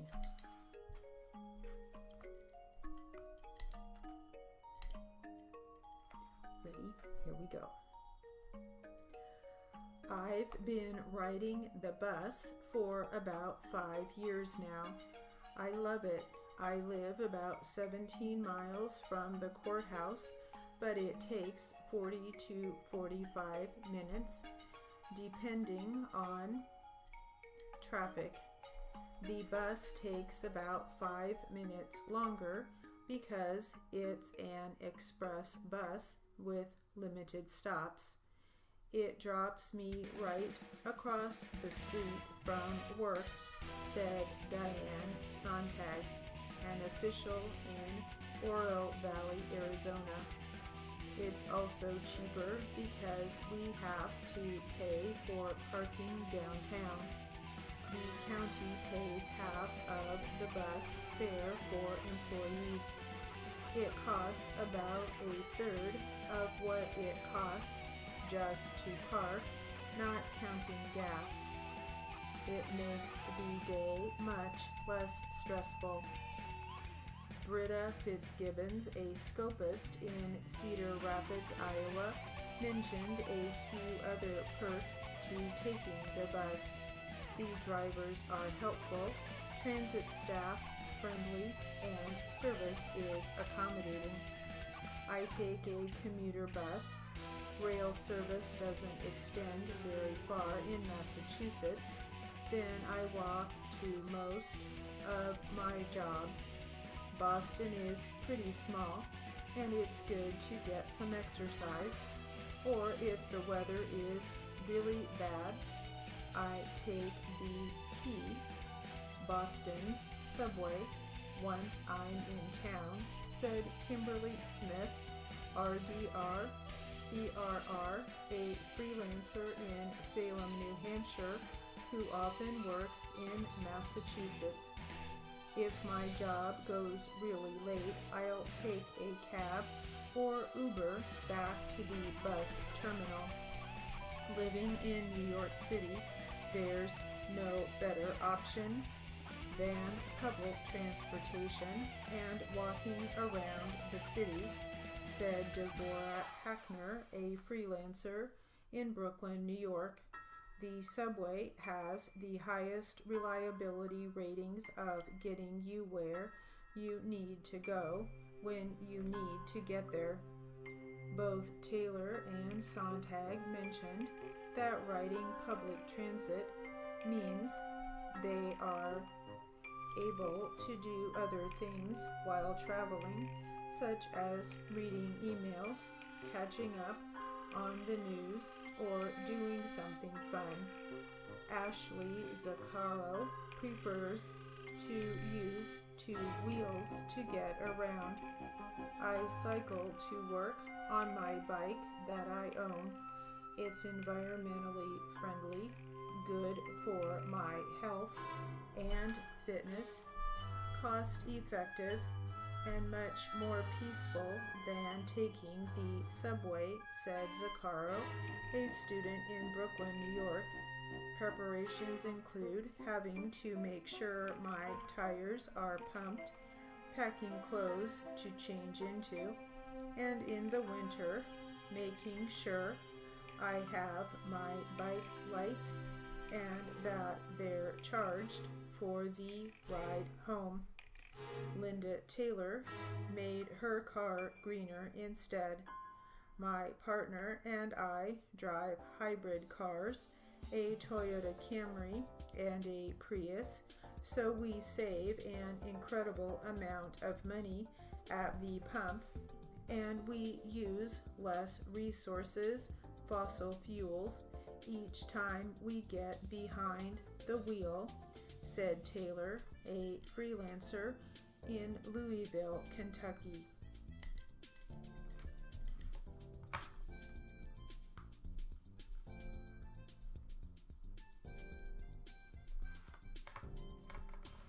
Okay, we'll get back to our jury charge.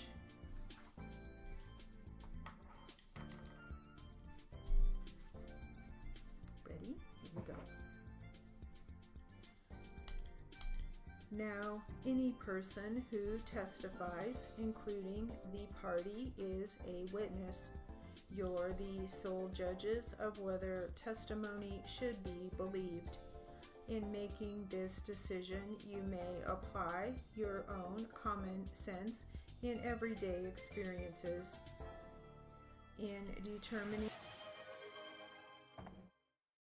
Isaac Queen 5409 just redeemed hydrate. Thank you for the hydrate.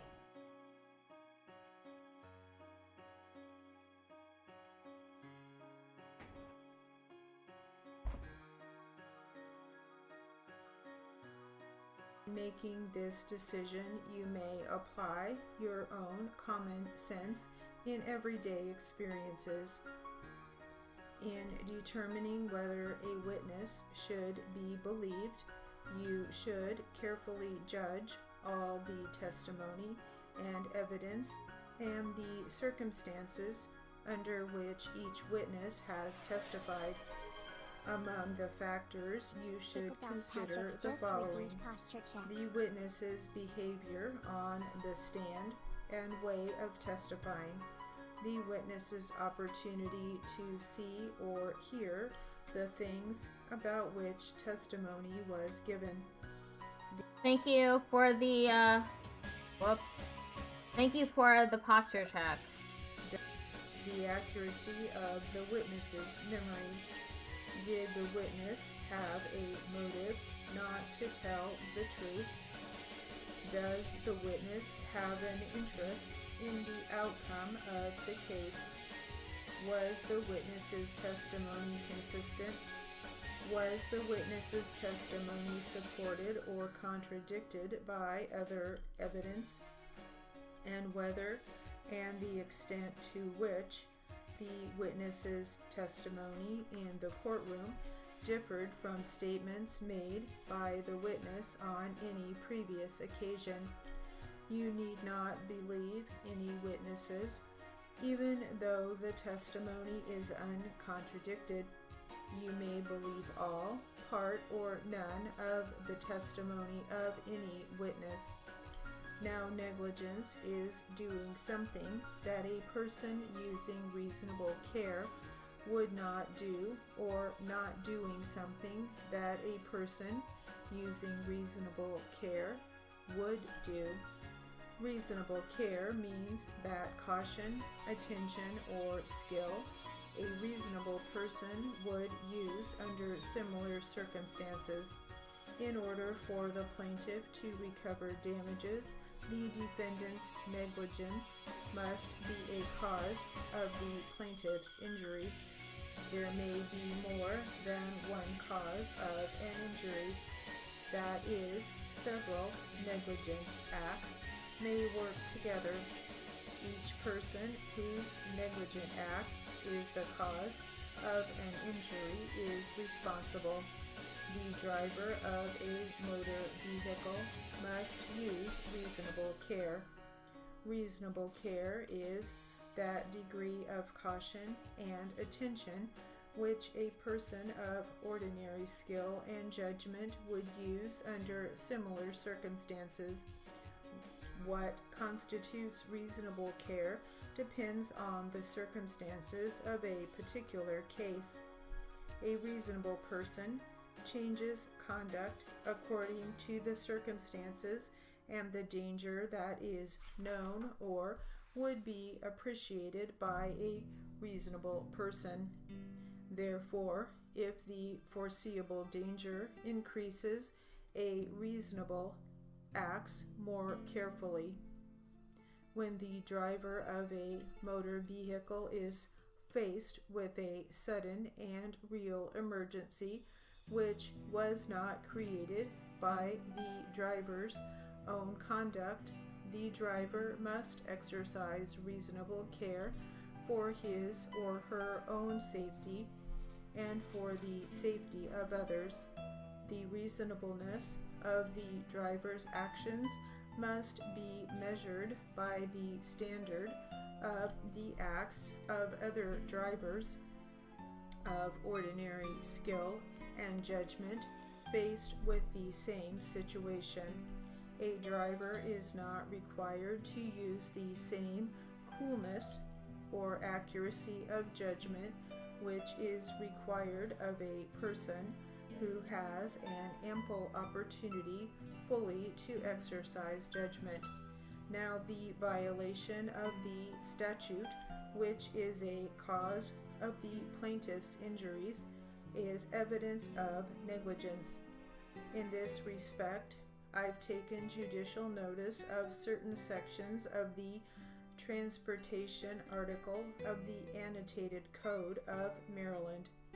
The first is 21-303B, the driver of a vehicle overtaking another vehicle that is going in the same direction shall pass to the left of the overtaking vehicle at a safe distance.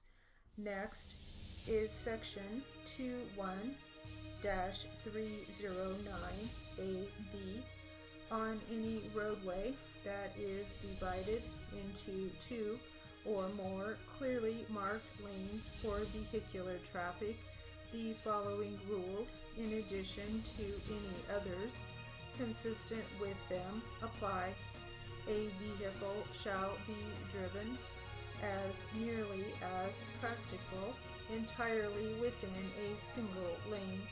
It may not be moved from that lane or moved from a shoulder or bikeway into a lane until the driver has determined that it is safe to do so. Alright. Pretty long. Got 4 minutes left in this jury charge of literary. Right. Let's see what we have for little moment literary practice. Sorry about that.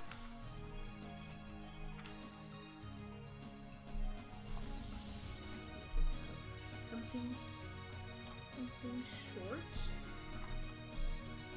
We really don't, so we'll just get back to our article about going green. I need a little bit more from that. Ready? There we go. I am using a proofreader now. I send my transcripts to her electronically, so I no longer need to print a hard copy at home to proofread. And I know she proofreads on a tablet, so no extra paper there, said Cindy Sewers, our PR and official in Calgary, Alberta. I've been riding the bus for about 5 years now. I love it. I live about 17 miles from the courthouse, but it takes 40 to 45 minutes depending on traffic. The bus takes about 5 minutes longer because it's an express bus with limited stops. For recycling electronics, if the city doesn't provide some kind of event or drop-off location, many chain businesses accept them. I take computers, printers, and monitors to Best Buy for recycling. I have taken rechargeable batteries to Radio Shack, said Amy Sooth, RPR, a freelancer in New Haven, Connecticut, although she adds that Radio Shack is out of business in many areas. Goodwill and Salvation Army take some electronics for recycling, said Linda Frost, a freelancer in Oakdale, Pennsylvania. Lisa Coffin has adopted a regular cadence for taking in electronics and other recyclables. Any electronic is recycled yearly or more frequently if necessary at our local Best Buy at no charge, said Coffin, who is a firm owner in Aledo, Texas, adding that monitors are charged a small fee. Ink cartridges are recycled through our local Office Max store. Many towns and cities have taken the initiative to host regular recycling events, many of which take items beyond electronics. My town has been encouraging recycling on many levels in the last few years. The town coordinates drop-off events at various villages within its borders, starting in the spring, going through the fall, said Lee Chapman, a reporter in Stony Brook, New York. We just had one on April 7, where I recycled old telephones, electrical cords, an old tube TV, an old heater, and a computer monitor. They also had shredding available and safe disposal of unused, unwanted drugs. All right, we will stop there, and that will conclude. Oh, wait.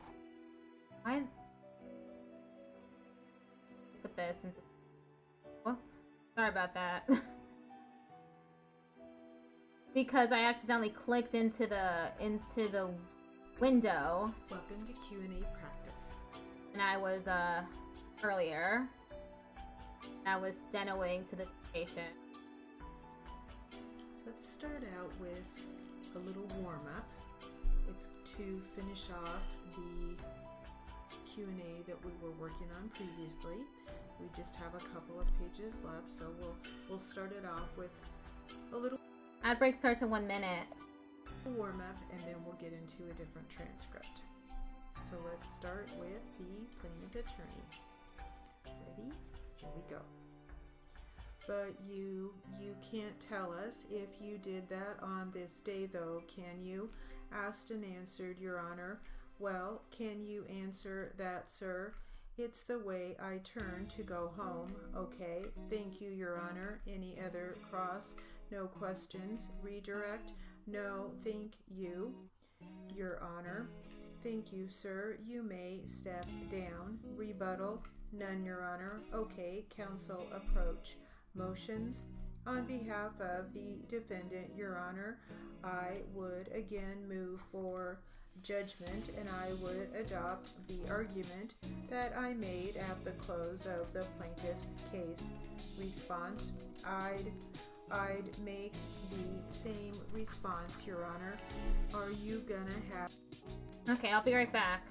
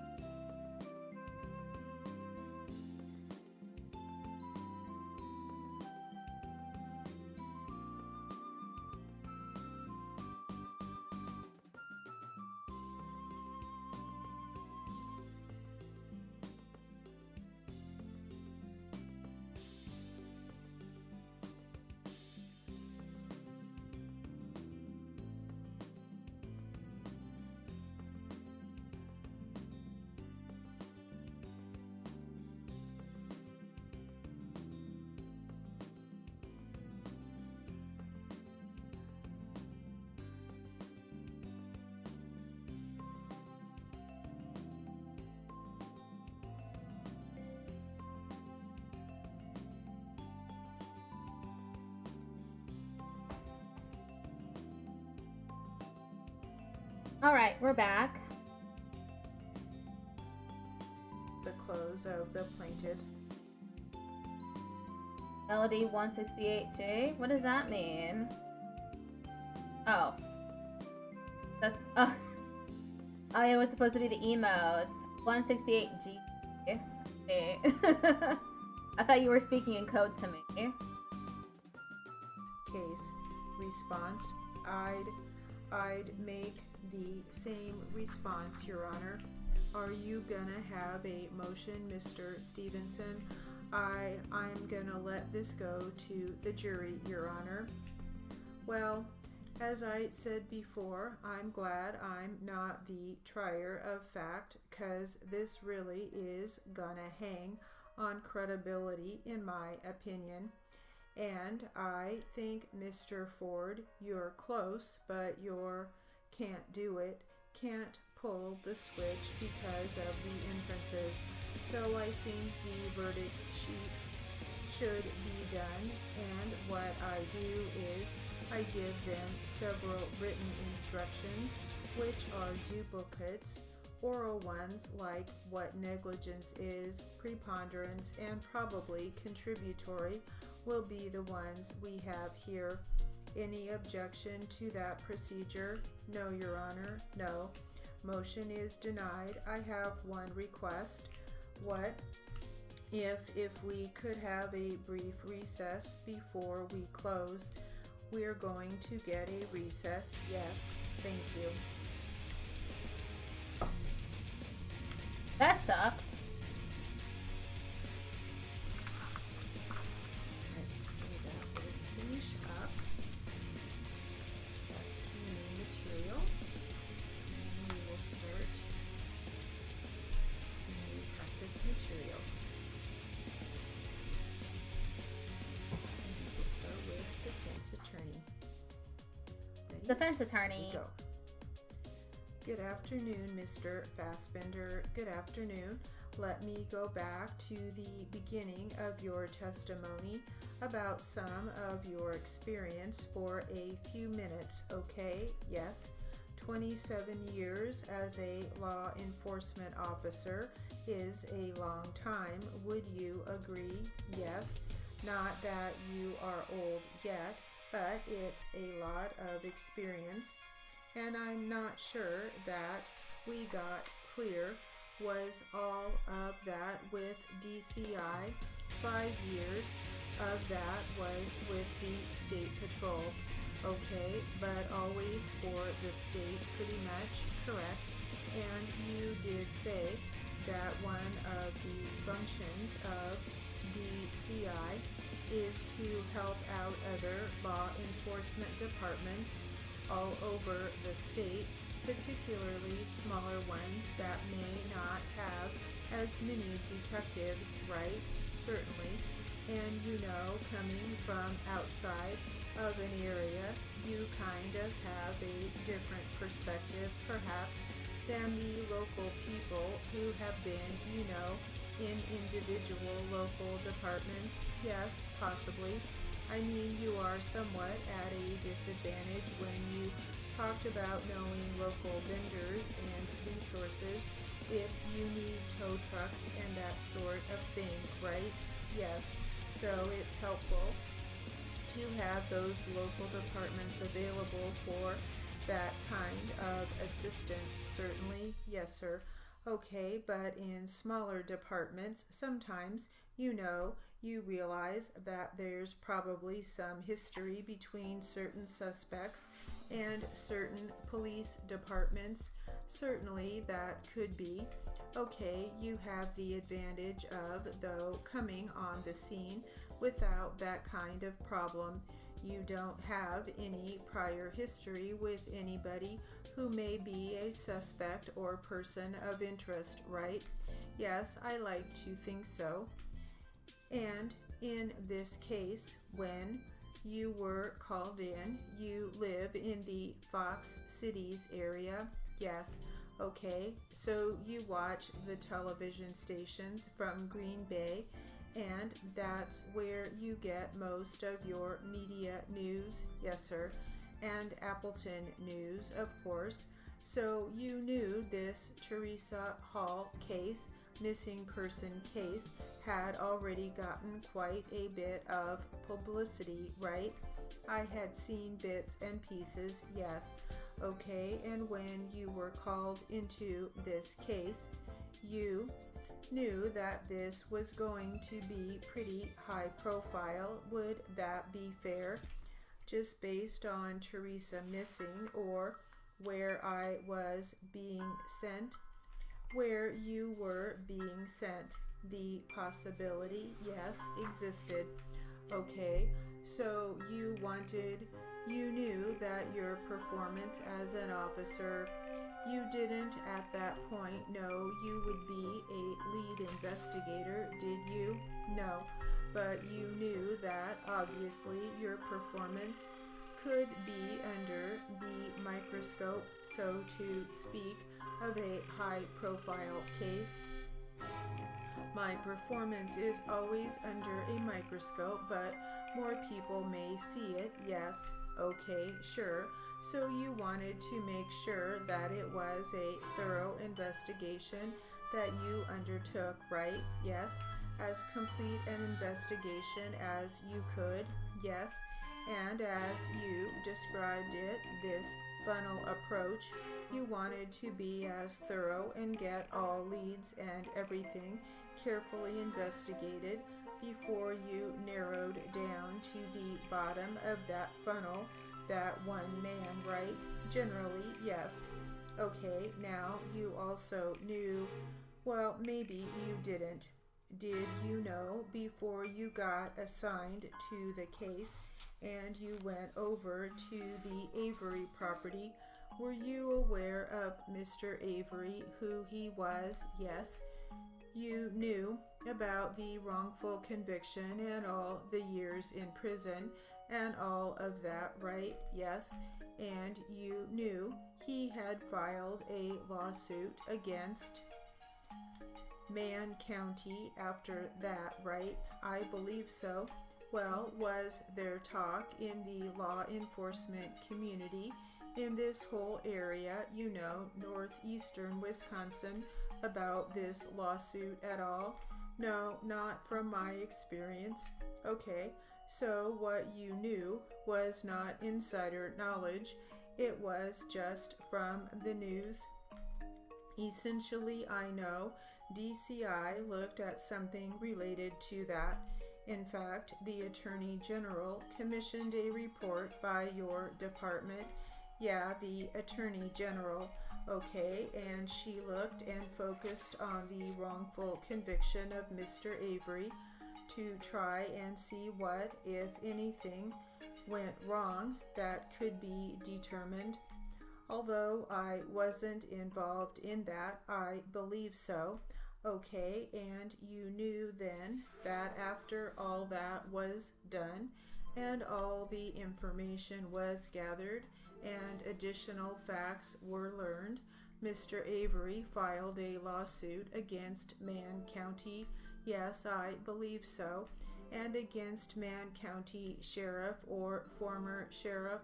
I'm not sure about that. I know it was Man County.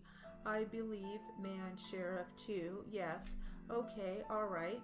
And then you arrive with that background and that knowledge, and you come to the scene, and the first thing you do is you go to the command post, which is right at the entranceway to the Avery property, right? Yes, sir.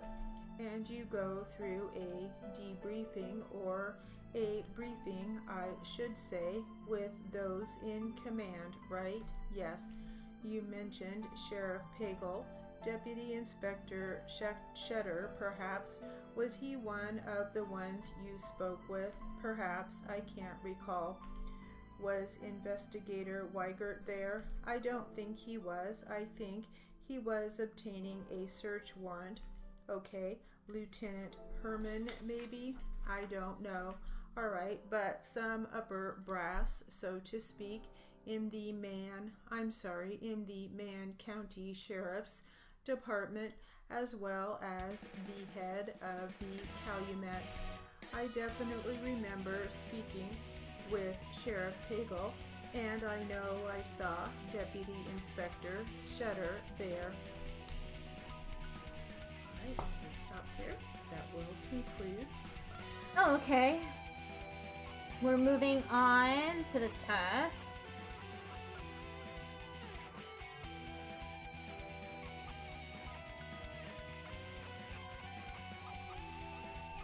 is a 120 Q&A practice test.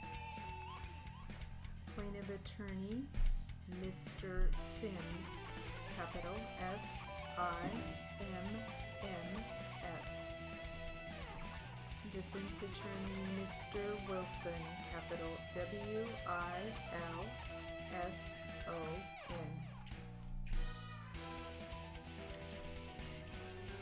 I'm sorry, let's start with the court. Excuse me. Okay, we're starting with the. Aww. Start with the court. No. Ready?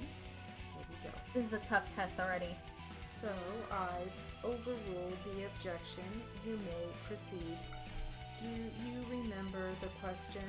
Can you repeat it, please? I'm sorry. Sure. Did your mom have a plan of what was going to be done with the property that they lived in after the divorce? Objection overruled. Yes, that they were going to split it, and she was already planning on moving up with us. Did she indicate her timeline? She thought she was going to be moving up with you. She said Christmas of that year, 2013. Now let's go forward to May 8th of 2013. Do you remember that day? Yes, I do. Were you in Utah that day? Yes, I was. Did your mom have, during the run up on May 2013, were you and your mom in frequent communication? Yeah, you'd probably say we were kind of crazy. We probably talked 6 or 7 times a day and texted 100 times a day, it seemed like. Almost like a running long conversation. Yeah. How long had that been, your relationship with your mom? Oh gosh, we had a really good relationship. About 6 months after I had been kicked out, we basically continued that conversation. And did she have a routine for Sundays? Yes, she did. What would that routine be? She would call me after church. When would that call usually come in? Approximately between 12 and 12:30.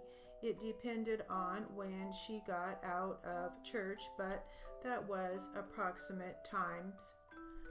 Is that California time? Yes, sir. That day, did you get a call from her after church? No, I did not. How did that make you feel? I felt a little uneasy, but I was like, okay, maybe she had done something afterwards and didn't have her phone. I just put it off to that. Did there come a time that night when you called the sheriff's department in San Bernardino County? Yes, I did. Was that about 10:38 p.m.? Yes, sir. Why did you call them? She hadn't called me all day. She hadn't texted me all day. I hadn't talked to her since midnight of that same day, and I just got concerned about her. I just thought something wasn't right, and I sent her a text message saying, I'm worried about you. I even posted on her Facebook, I can't take it anymore. I'm going to do a well check on you. I can't stand if something is wrong. How many times do you think you called or texted her that day after 12:30, if you remember? Honestly, I couldn't tell you how many times, but I did quite a few times. I left it alone. I called her or texted her the one time when she typically calls me, and then after that I left it alone for a couple hours, but then I got concerned. Alright, did you try to contact the defendant during that time? No, I did not. Okay, Did you try to call people, other people who knew your mom? Yes. And was one of them the pastor of her church? Yes, sir. Do you know? Did you ever reach that pastor? Yes, I did. Do you know what time, roughly, that you reached him? Approximately 1 a.m. of the 9th.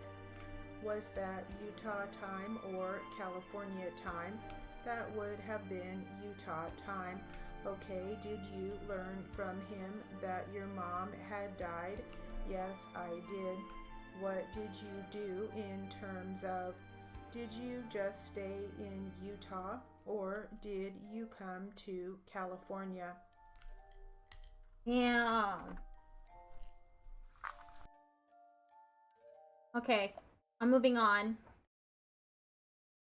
Still have 47 minutes left. So what I'm going to do is I'm going to restart this 120 words per minute building playlist. Because unfortunately I have not gone beyond 120. I'm still having trouble, so maybe the drill would be better. Let me try the drill.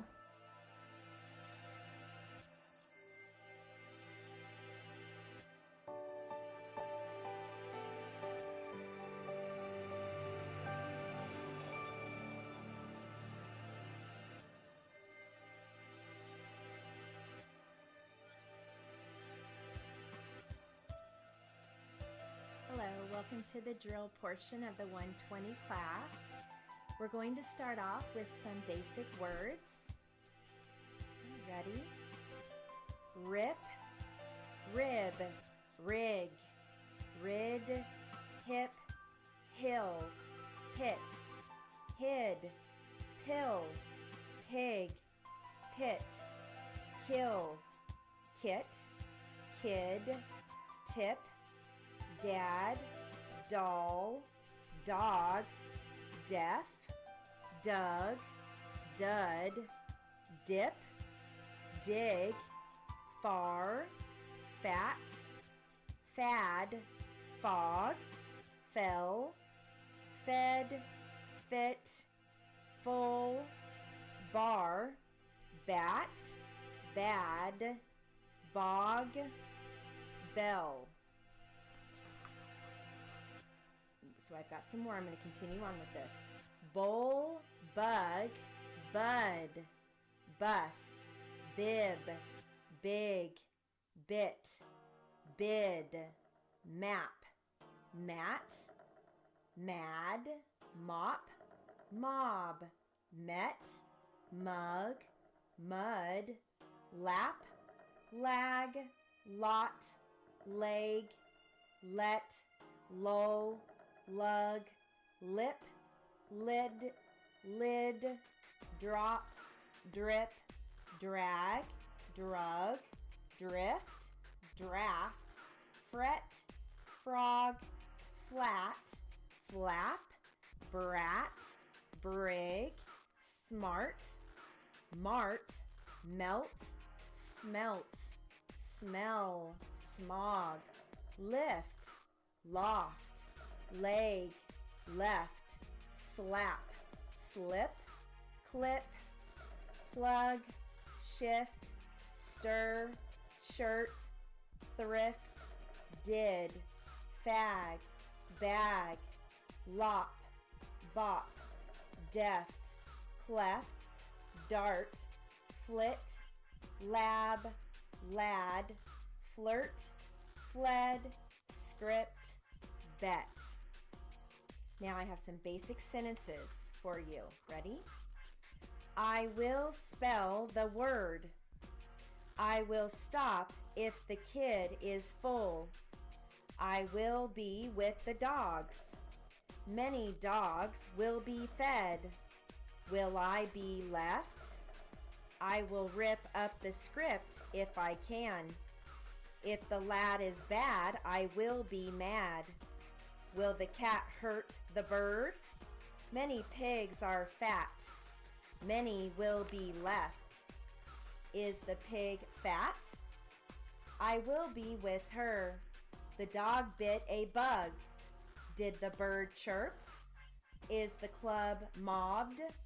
The fat slob is full. The kid petted the dog. Is the draft a script? Will the hill be far? Dad is with the thug. Is the dog with the cat? Did the dog smell? The bus fled the mob. Lift the lid or drop it. I bet Ted will be mad. Many shirts are left. The big bad dog is fat. Many bugs smell bad. Did the clod hit the cop? Many fled the mad dog. I will be smart if I can. The bag will be left full. I hid with the smart kid. The frog hurt its left leg. Will the mob kill the lad? The map will tell us a lot. The dogs are ripping the shirt. If the brat is bad, I will tell. I filled the big red mug with lard. I will melt the lard. Okay. I've got some medical words for you, and along with some definitions. Ready? Abductor, a muscle which draws a part away from the median line of the body. Abrasion, superficial tearing or scraping of the skin. Abscess, a circumscribed collection of pus in any part of the body.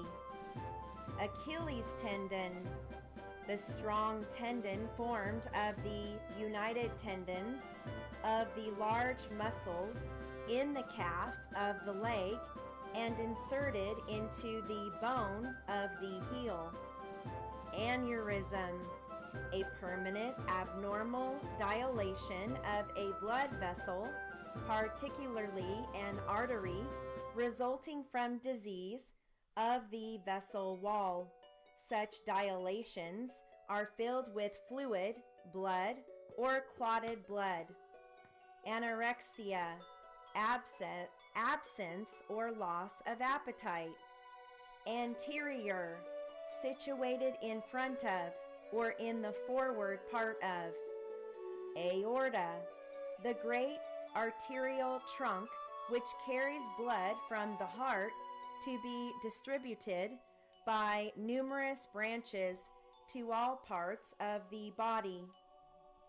Aqueous or aqueous means watery. Arteriosclerosis, abnormal thickening and hardening of the walls or of the arteries occurring mostly in old age. Artery, one of the tubular branching vessels which carry the blood from the heart to the various parts and organs of the body. Articulation, a joint or juncture between bones or cartilages in the skeleton. Atrophy, a wasting away from want of nourishment. Axilla, the armpit. Bifurcation, a dividing into two branches. Bronchi, branches of the trachea or windpipe. Calcareous, pertaining to or containing lime or calcium carbonate, chalky. Calcification, the formation of lime salts in the tissues. And callus, a new bony deposit around a fracture, accomplishing the work of repair. Okay, I have a color drill for you. Okay, all right, here we go. Here we go. The best paint colors. Here we go. Brick red, burgundy, coral pink, deep red, earthy red, fresh pink, pale pink, perfect red, salmon, smoky rose, apricot, coral orange, earthy orange, fresh orange, maroon, peach, terracotta, beeswax yellow, calm yellow, gold, happy yellow, mustard yellow, pretty yellow, vanilla yellow, aqua green, deep sea green, dried mint, fresh green, hunter green, masculine green, modern avocado, olive green, pale green, sage green, French blue, navy blue, periwinkle, powder blue, sea foam blue, slate blue, subtle aqua, teal blue, Tiffany blue, turquoise, lilac, mauve, pastel purple, ashy purple, dusty lavender, faded violet, fresh lavender, burlap brown, caramel brown, equestrian brown, milk chocolate, mocha brown, rosewood, smoky brown, blushing beige, cream, golden beige, khaki, nude, tan, aqua gray, French gray, graphite gray, linen gray, mysterious gray, neutral gray, smoky gray, taupe, creamy white, natural white, perfect white, pretty white, pure white, smoky white. Now we're going to end on the 10 weirdest jobs available. Okay, and I'll start from 10 and work our way down. Actually, there's 9. Okay, here we go. Number 10, egg breaker / egg smeller. Number 9, worm picker. Number 8, cow inseminator. Number 7, body farm caretaker. Number 6, chicken sexer. Number 5, Shark Tank cleaner. Number 4, roadkill cleaner. Number 3, virtual gold farmer. Number 2, fortune cookie writer. And number 1, zombie. I take it the zombie works at Knott's Scary Farm at Halloween time is what I take zombie to mean. All right, that. Okay, now I'm redoing the literary and jury charge. Okay, Patrick.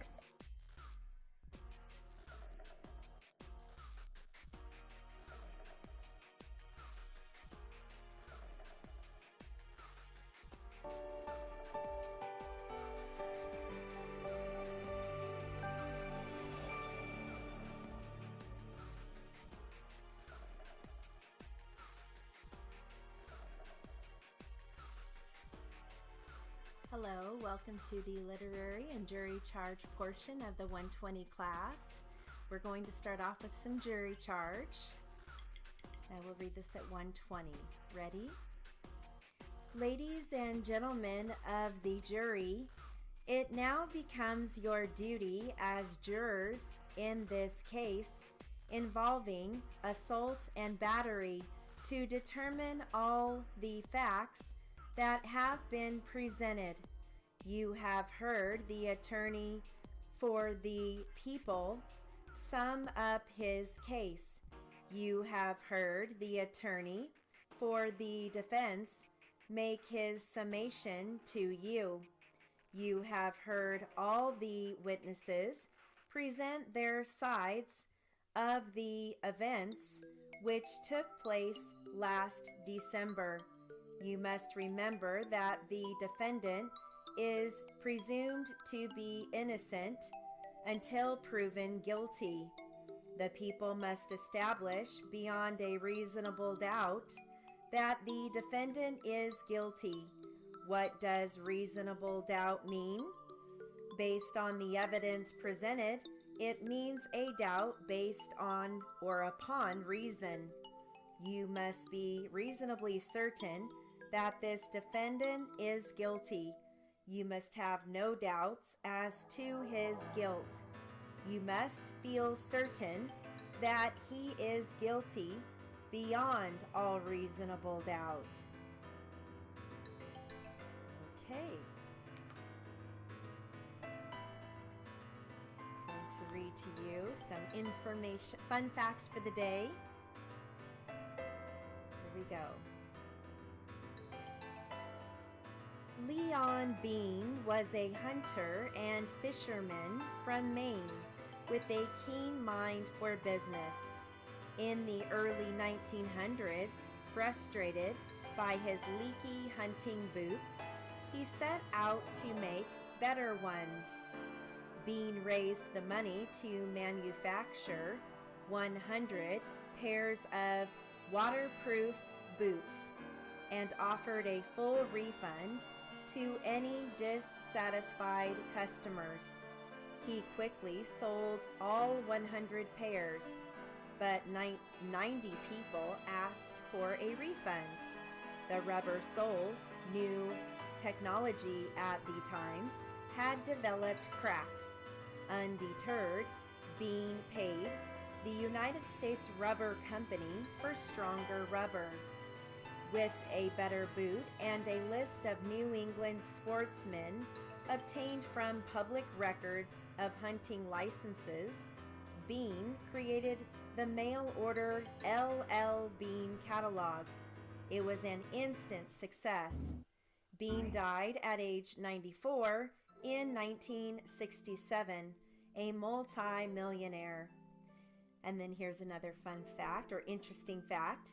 In 1983, a fleck of paint hit the Challenger space shuttle at 20,000 miles per hour, causing a crater in its windshield. So those are the interesting facts for the day. All right, I have more literary for you. Here we go. Mr. Martin bought the pack of Camels on Monday night in the most crowded cigar store on Broadway. It was theater time, and 7 or 8 men were buying cigarettes.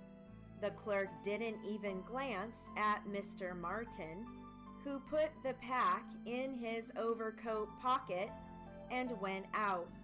If any of the staff had seen him buy cigarettes, they would have been shocked, for it was generally known that Mr. Martin did not smoke and never had. No one saw him. It was just a week to the day since Mr. Martin had decided to rub out Mrs. Brown. The term rub out pleased him because it suggested nothing more than the correction of an error. In this case, an error of Mr. Weiler. Mr. Martin had spent each night of the past week working out his plan and examining it. As he walked home now, he went over it again. For the 100th time, he resented the margin of guesswork that entered into the business. The project, as he had worked it out, was casual and bold. The risks were considerable. Something might go wrong anywhere along the line. And there lay the cunning of his scheme.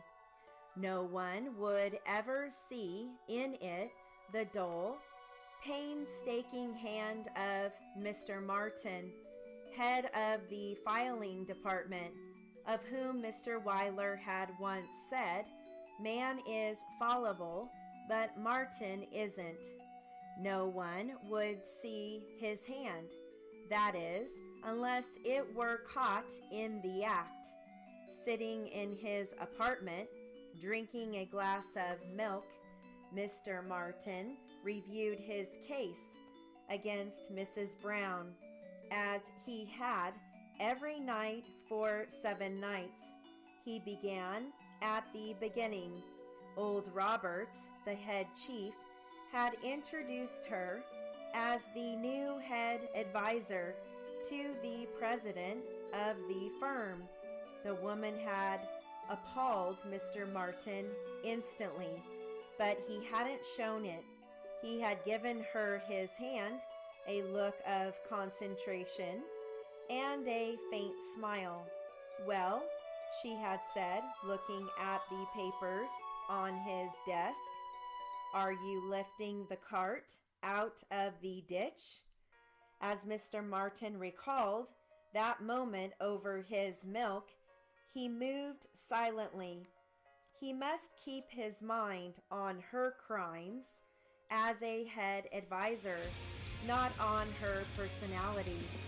This he found difficult to do, in spite of entering an objection and sustaining it. The faults of the woman as a woman kept moving on in his mind like an unruly witness. She had, for almost 2 years now, baited him. In the halls, in the elevator, even in his own office, into which she moved now and then, like a circus horse, she was always shouting these silly questions at him. "Are you lifting the cart out of the ditch? Are you tearing up the pea patch? Are you hollering down the barrel or rain barrel? Are you scraping around the bottom of the pickle barrel? Are you sitting in the catbird seat?" It was Joe who had explained what that had meant. "She must be a Dodger fan," he had said. "Red Barber announces the Dodger games over the radio, and he uses those expressions." Joe had gone on to explain one or two. Tearing up the pea patch meant going on a rampage. Sitting in the catbird seat meant sitting pretty, like a batter with 3 balls and no strikes on him. Mr. Martin dismissed all this with an effort. It had been annoying, he had to admit, but he was too solid a man to be moved to murder by anything so childish. It was nice that Joe had explained what all that meant, but it was annoying. Okay.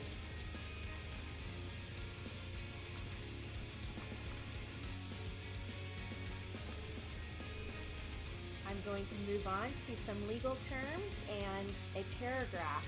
You're going to hear plaintiff, which I write PLF, prosecuting, right, that is PR final G, judge, initial J, violated, bench, prosecute is initial PR, defense, DEFS, prosecutor, PR final R, attorney, TORN, federal defendant, I write that as DEFT, court, jurisprudence, I write that as JURS, conductor PRUNS, jurisprudence, statute, justice, and philosophy. I'm going to read this once at 100 and again at 120. Ready? Here we go. The plaintiff is represented by the prosecuting attorney. The prosecuting attorney conducts cases on behalf of the state or the people. The defense attorney represents the defendant. The judge, sometimes referred to as the court, administers the law in a court of justice. The seat that the judge occupies is referred to as the bench. The science or the philosophy of the law is referred to as jurisprudence. A statute is a law. When a statute is violated, the case will be presented by the prosecutor and the defense attorney. The various code books contain federal and state laws. Federal is capitalized when it is used to refer to the central government of the United States of America. Okay, now I'm going to read this again, but now I will read it at 120. The plaintiff is represented by the prosecuting attorney.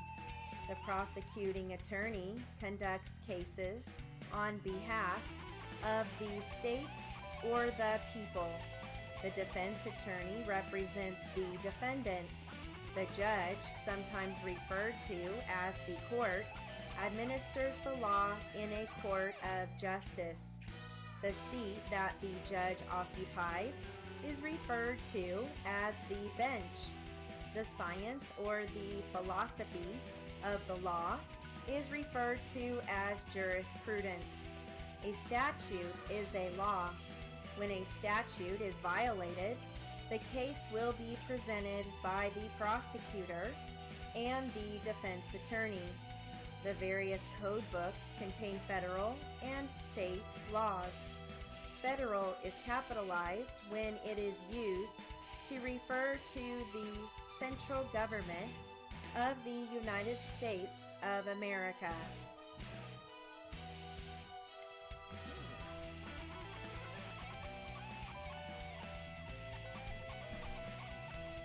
My next article is called Probation Kiosks, High-Tech Supervision. Ready? In 2007, probation authorities in New York City began experimenting with the use of probation kiosks designed to lower probation officer caseload. Jazz Abdel Games just redeemed posture check. Thank you for the posture check. I used it as an opportunity to drink some water. 15 electronic kiosks, similar in design to automated teller machines, were soon scattered throughout the city. This allows probationers to check in with probation officers by placing their palms on a specially designed surface and by answering questions presented on a flashing screen. The kiosks identify probationers by the shape and size of their hands, which were previously scanned into the system. Probationers are then prompted to press yes or no in response to questions like these. Have you moved recently? Have you been arrested again? Do you need to see a probation officer? Meetings with officers can be scheduled directly from the kiosk. Probation officers use a computer to monitor data sent from the kiosk and can zero in on individual probationers who are having problems, prompting more personal attention. By the time the system is fully operational, as many as 30,000 low-risk probationers, about 1/3 of New York City's total, will report through kiosks. Kiosks have already yielded positive results, according to New York City probation officer Jeannie Bogans. Before the kiosk, said Bogans, she was swamped by the administrative details required to track the 250 offenders in her caseload. Kiosks allow her to track nonviolent, older offenders with a minimum of time and effort, and she now focuses most of her attention on the relatively few violent youths who are also part of her caseload, meeting with them and their families twice weekly in small group sessions. Bogans even goes to family funerals and graduations, making youthful offenders feel like they are getting special attention. But it can be done only when you have 30 cases as opposed to 200, says Bogans. New York's use of kiosks is being watched closely by other probation and parole agencies around the country as they face swelling caseloads and shrinking budgets. Some jurisdictions, like Marion County, Indiana, have installed similar machines. Under its expedited caseload program, Marion County, home to the city of Indianapolis, reports lowering the number of hours required of its probation officers for caseload supervision. Since its inception, says county officials, the expedited caseload program, which accepts offenders convicted of nonviolent and less serious crimes, has taken more than 650 cases that would have otherwise gone to the regular probation caseloads. This is a savings of between 15 and 20 cases per casework officer over a 2-month period. The most recently available statistics show that about 4 million probationers were monitored through kiosks in 2011. Other jurisdictions have taken different steps to automate their probation systems. Denver and Seattle, for example, are using 900 numbers through which probationers can report. However, critics charge that without personal supervision, probationers are more likely to reoffend, an assertion that is essentially untested. Other opponents say kiosks, 900 numbers, and similar reporting initiatives are far removed from meaningful punishment, and that offenders deserve stricter treatment. Supporters, on the other hand, say that kiosks and 900 numbers will soon become more commonplace. New York City had no choice. It had to do something like that, says Todd Clear, professor of criminal justice at New York's John Jay College. Clear assisted the city in restructuring its probation program.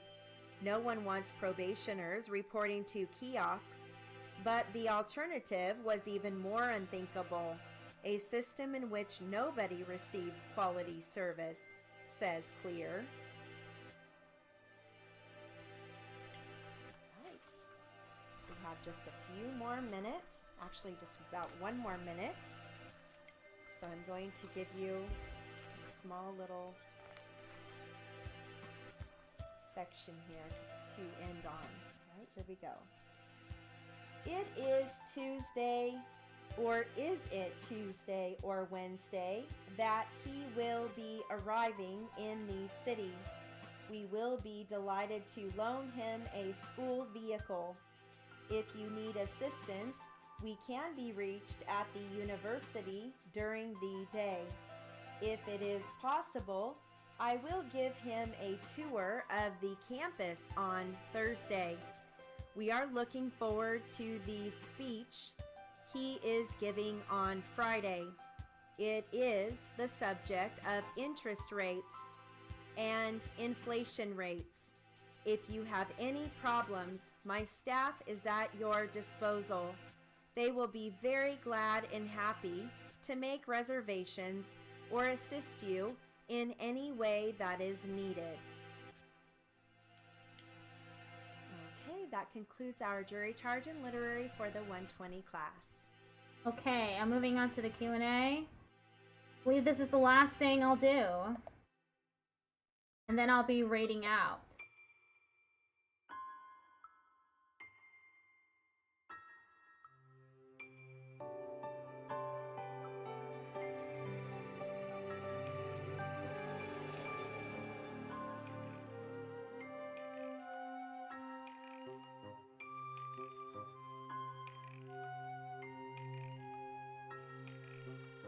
Hello, welcome to the 120 Q&A practice. We're going to start out with some Q&A and defense will be questioning. Here we go. Ready? Mrs. Millbrook, do you recall anything from the recording that was played in this courtroom when you asked several times whether or not your husband was dead or injured? Yes, ma'am, I do. And in response to one of Mr. Phillips' questions, you indicated that that was the first time that you found out that your husband was seriously injured. Isn't that right? Yes, ma'am, it is to my knowledge. Do you recall having a conversation with a Brent Knox of the Boise City Jail? Vaguely, yes, ma'am. Do you recall the date of that?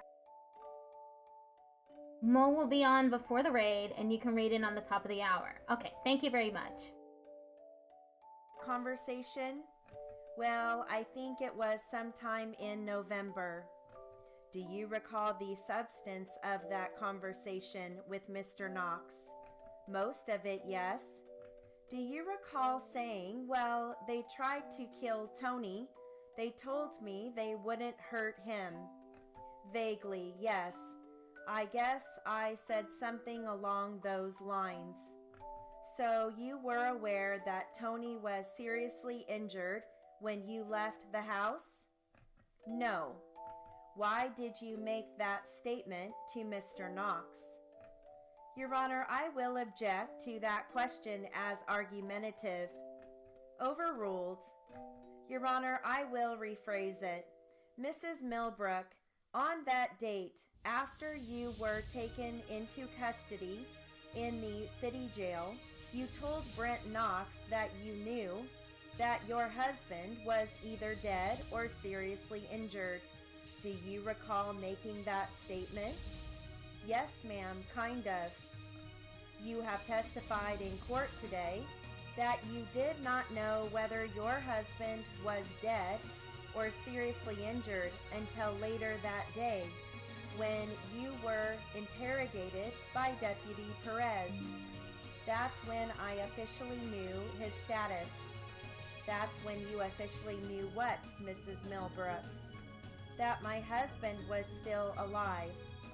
Actually, isn't it true that before you were removed from the house that night, they told you your husband was seriously injured?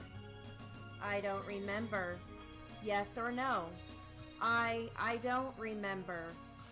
Later at the time you were interrogated, which we have on the recording, you asked if your husband was alive. Is that correct? I think I did. At that time, you made some statements saying, thank heavens, thank the Lord. Yes, that is true. What made you believe Deputy Perez at that time and not earlier at your place of residence? Because someone came in the room, one of the other officers, and he said that he had received a call from the hospital that my husband was in intensive care. Mrs. Millbrook, do you recall sitting in a squad car that evening? Yes, ma'am, I do.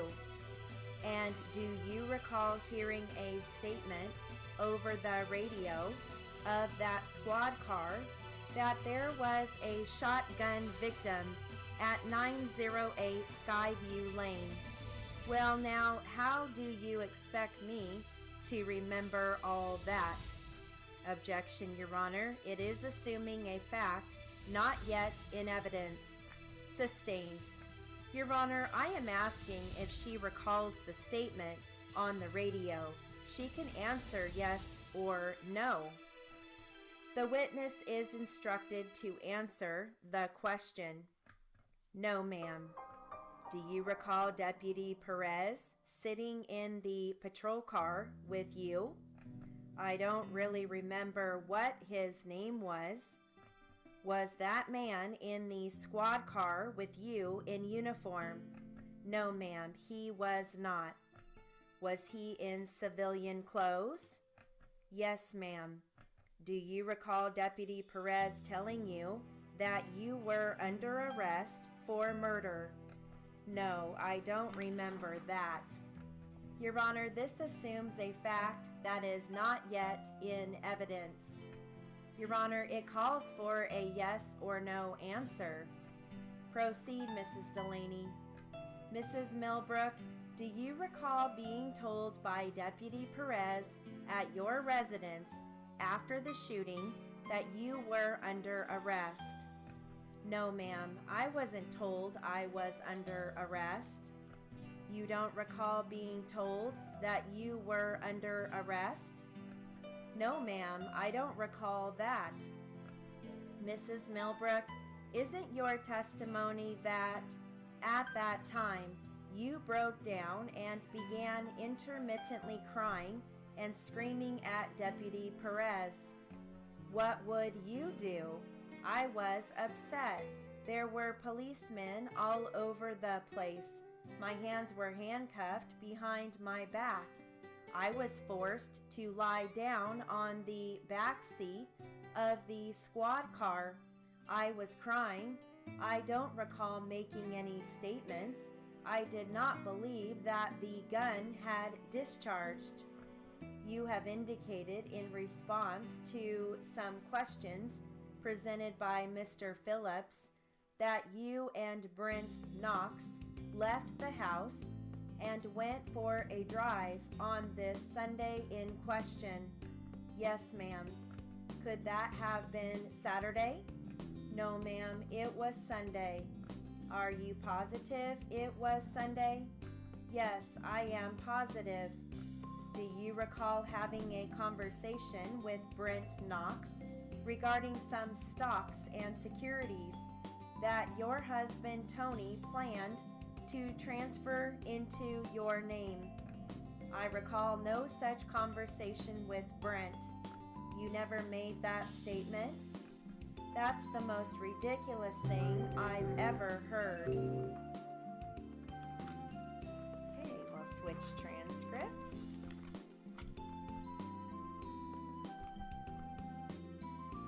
Okay, I'll pause for the next minute. And then I'll continue, because we only got 3 minutes left in this Q&A.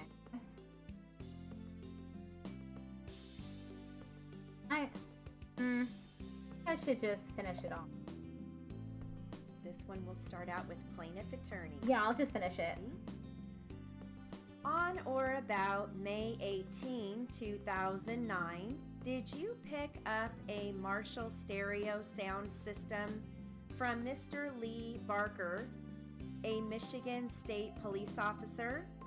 Did I pick it up? Did you pick it up? No. Did you deliver it to him? Did I deliver it to him? Yes, I did. And where did you get that Marshall stereo sound system?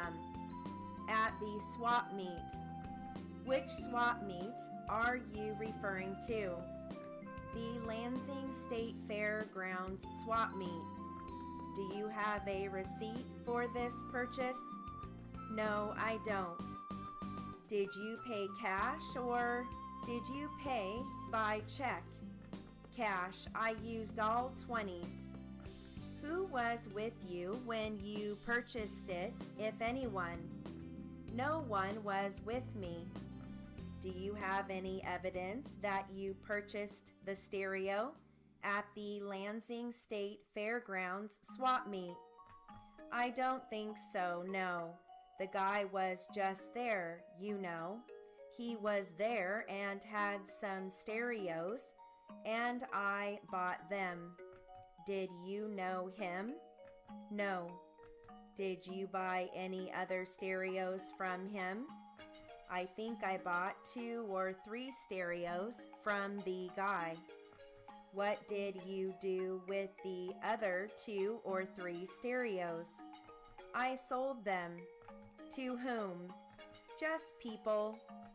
Can we have their names and addresses, please? I don't have their names and addresses. I am sorry. Over what period of time did you sell them? I don't know. It took me 2 months, maybe, to sell them. How much did you pay for the stereos at the swap meet? Around $100 cash for each of them. Hello, Patrick. I'm going to raid out soon.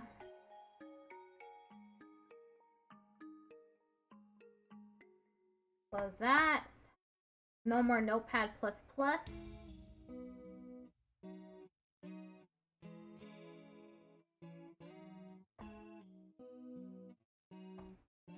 Let's see.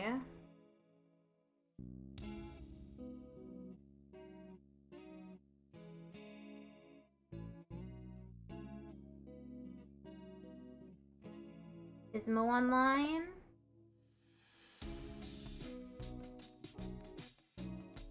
Yes. It appears Mo is online. They're playing Lethal Company. Bye, Patrick.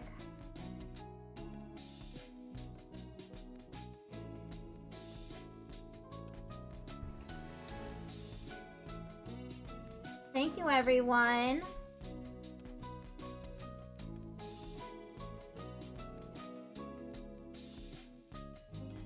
I'll be streaming again some steno practice tomorrow. Until then, see y'all tomorrow. My schedule will be normal for the rest of the week after tomorrow. Goodbye, everybody.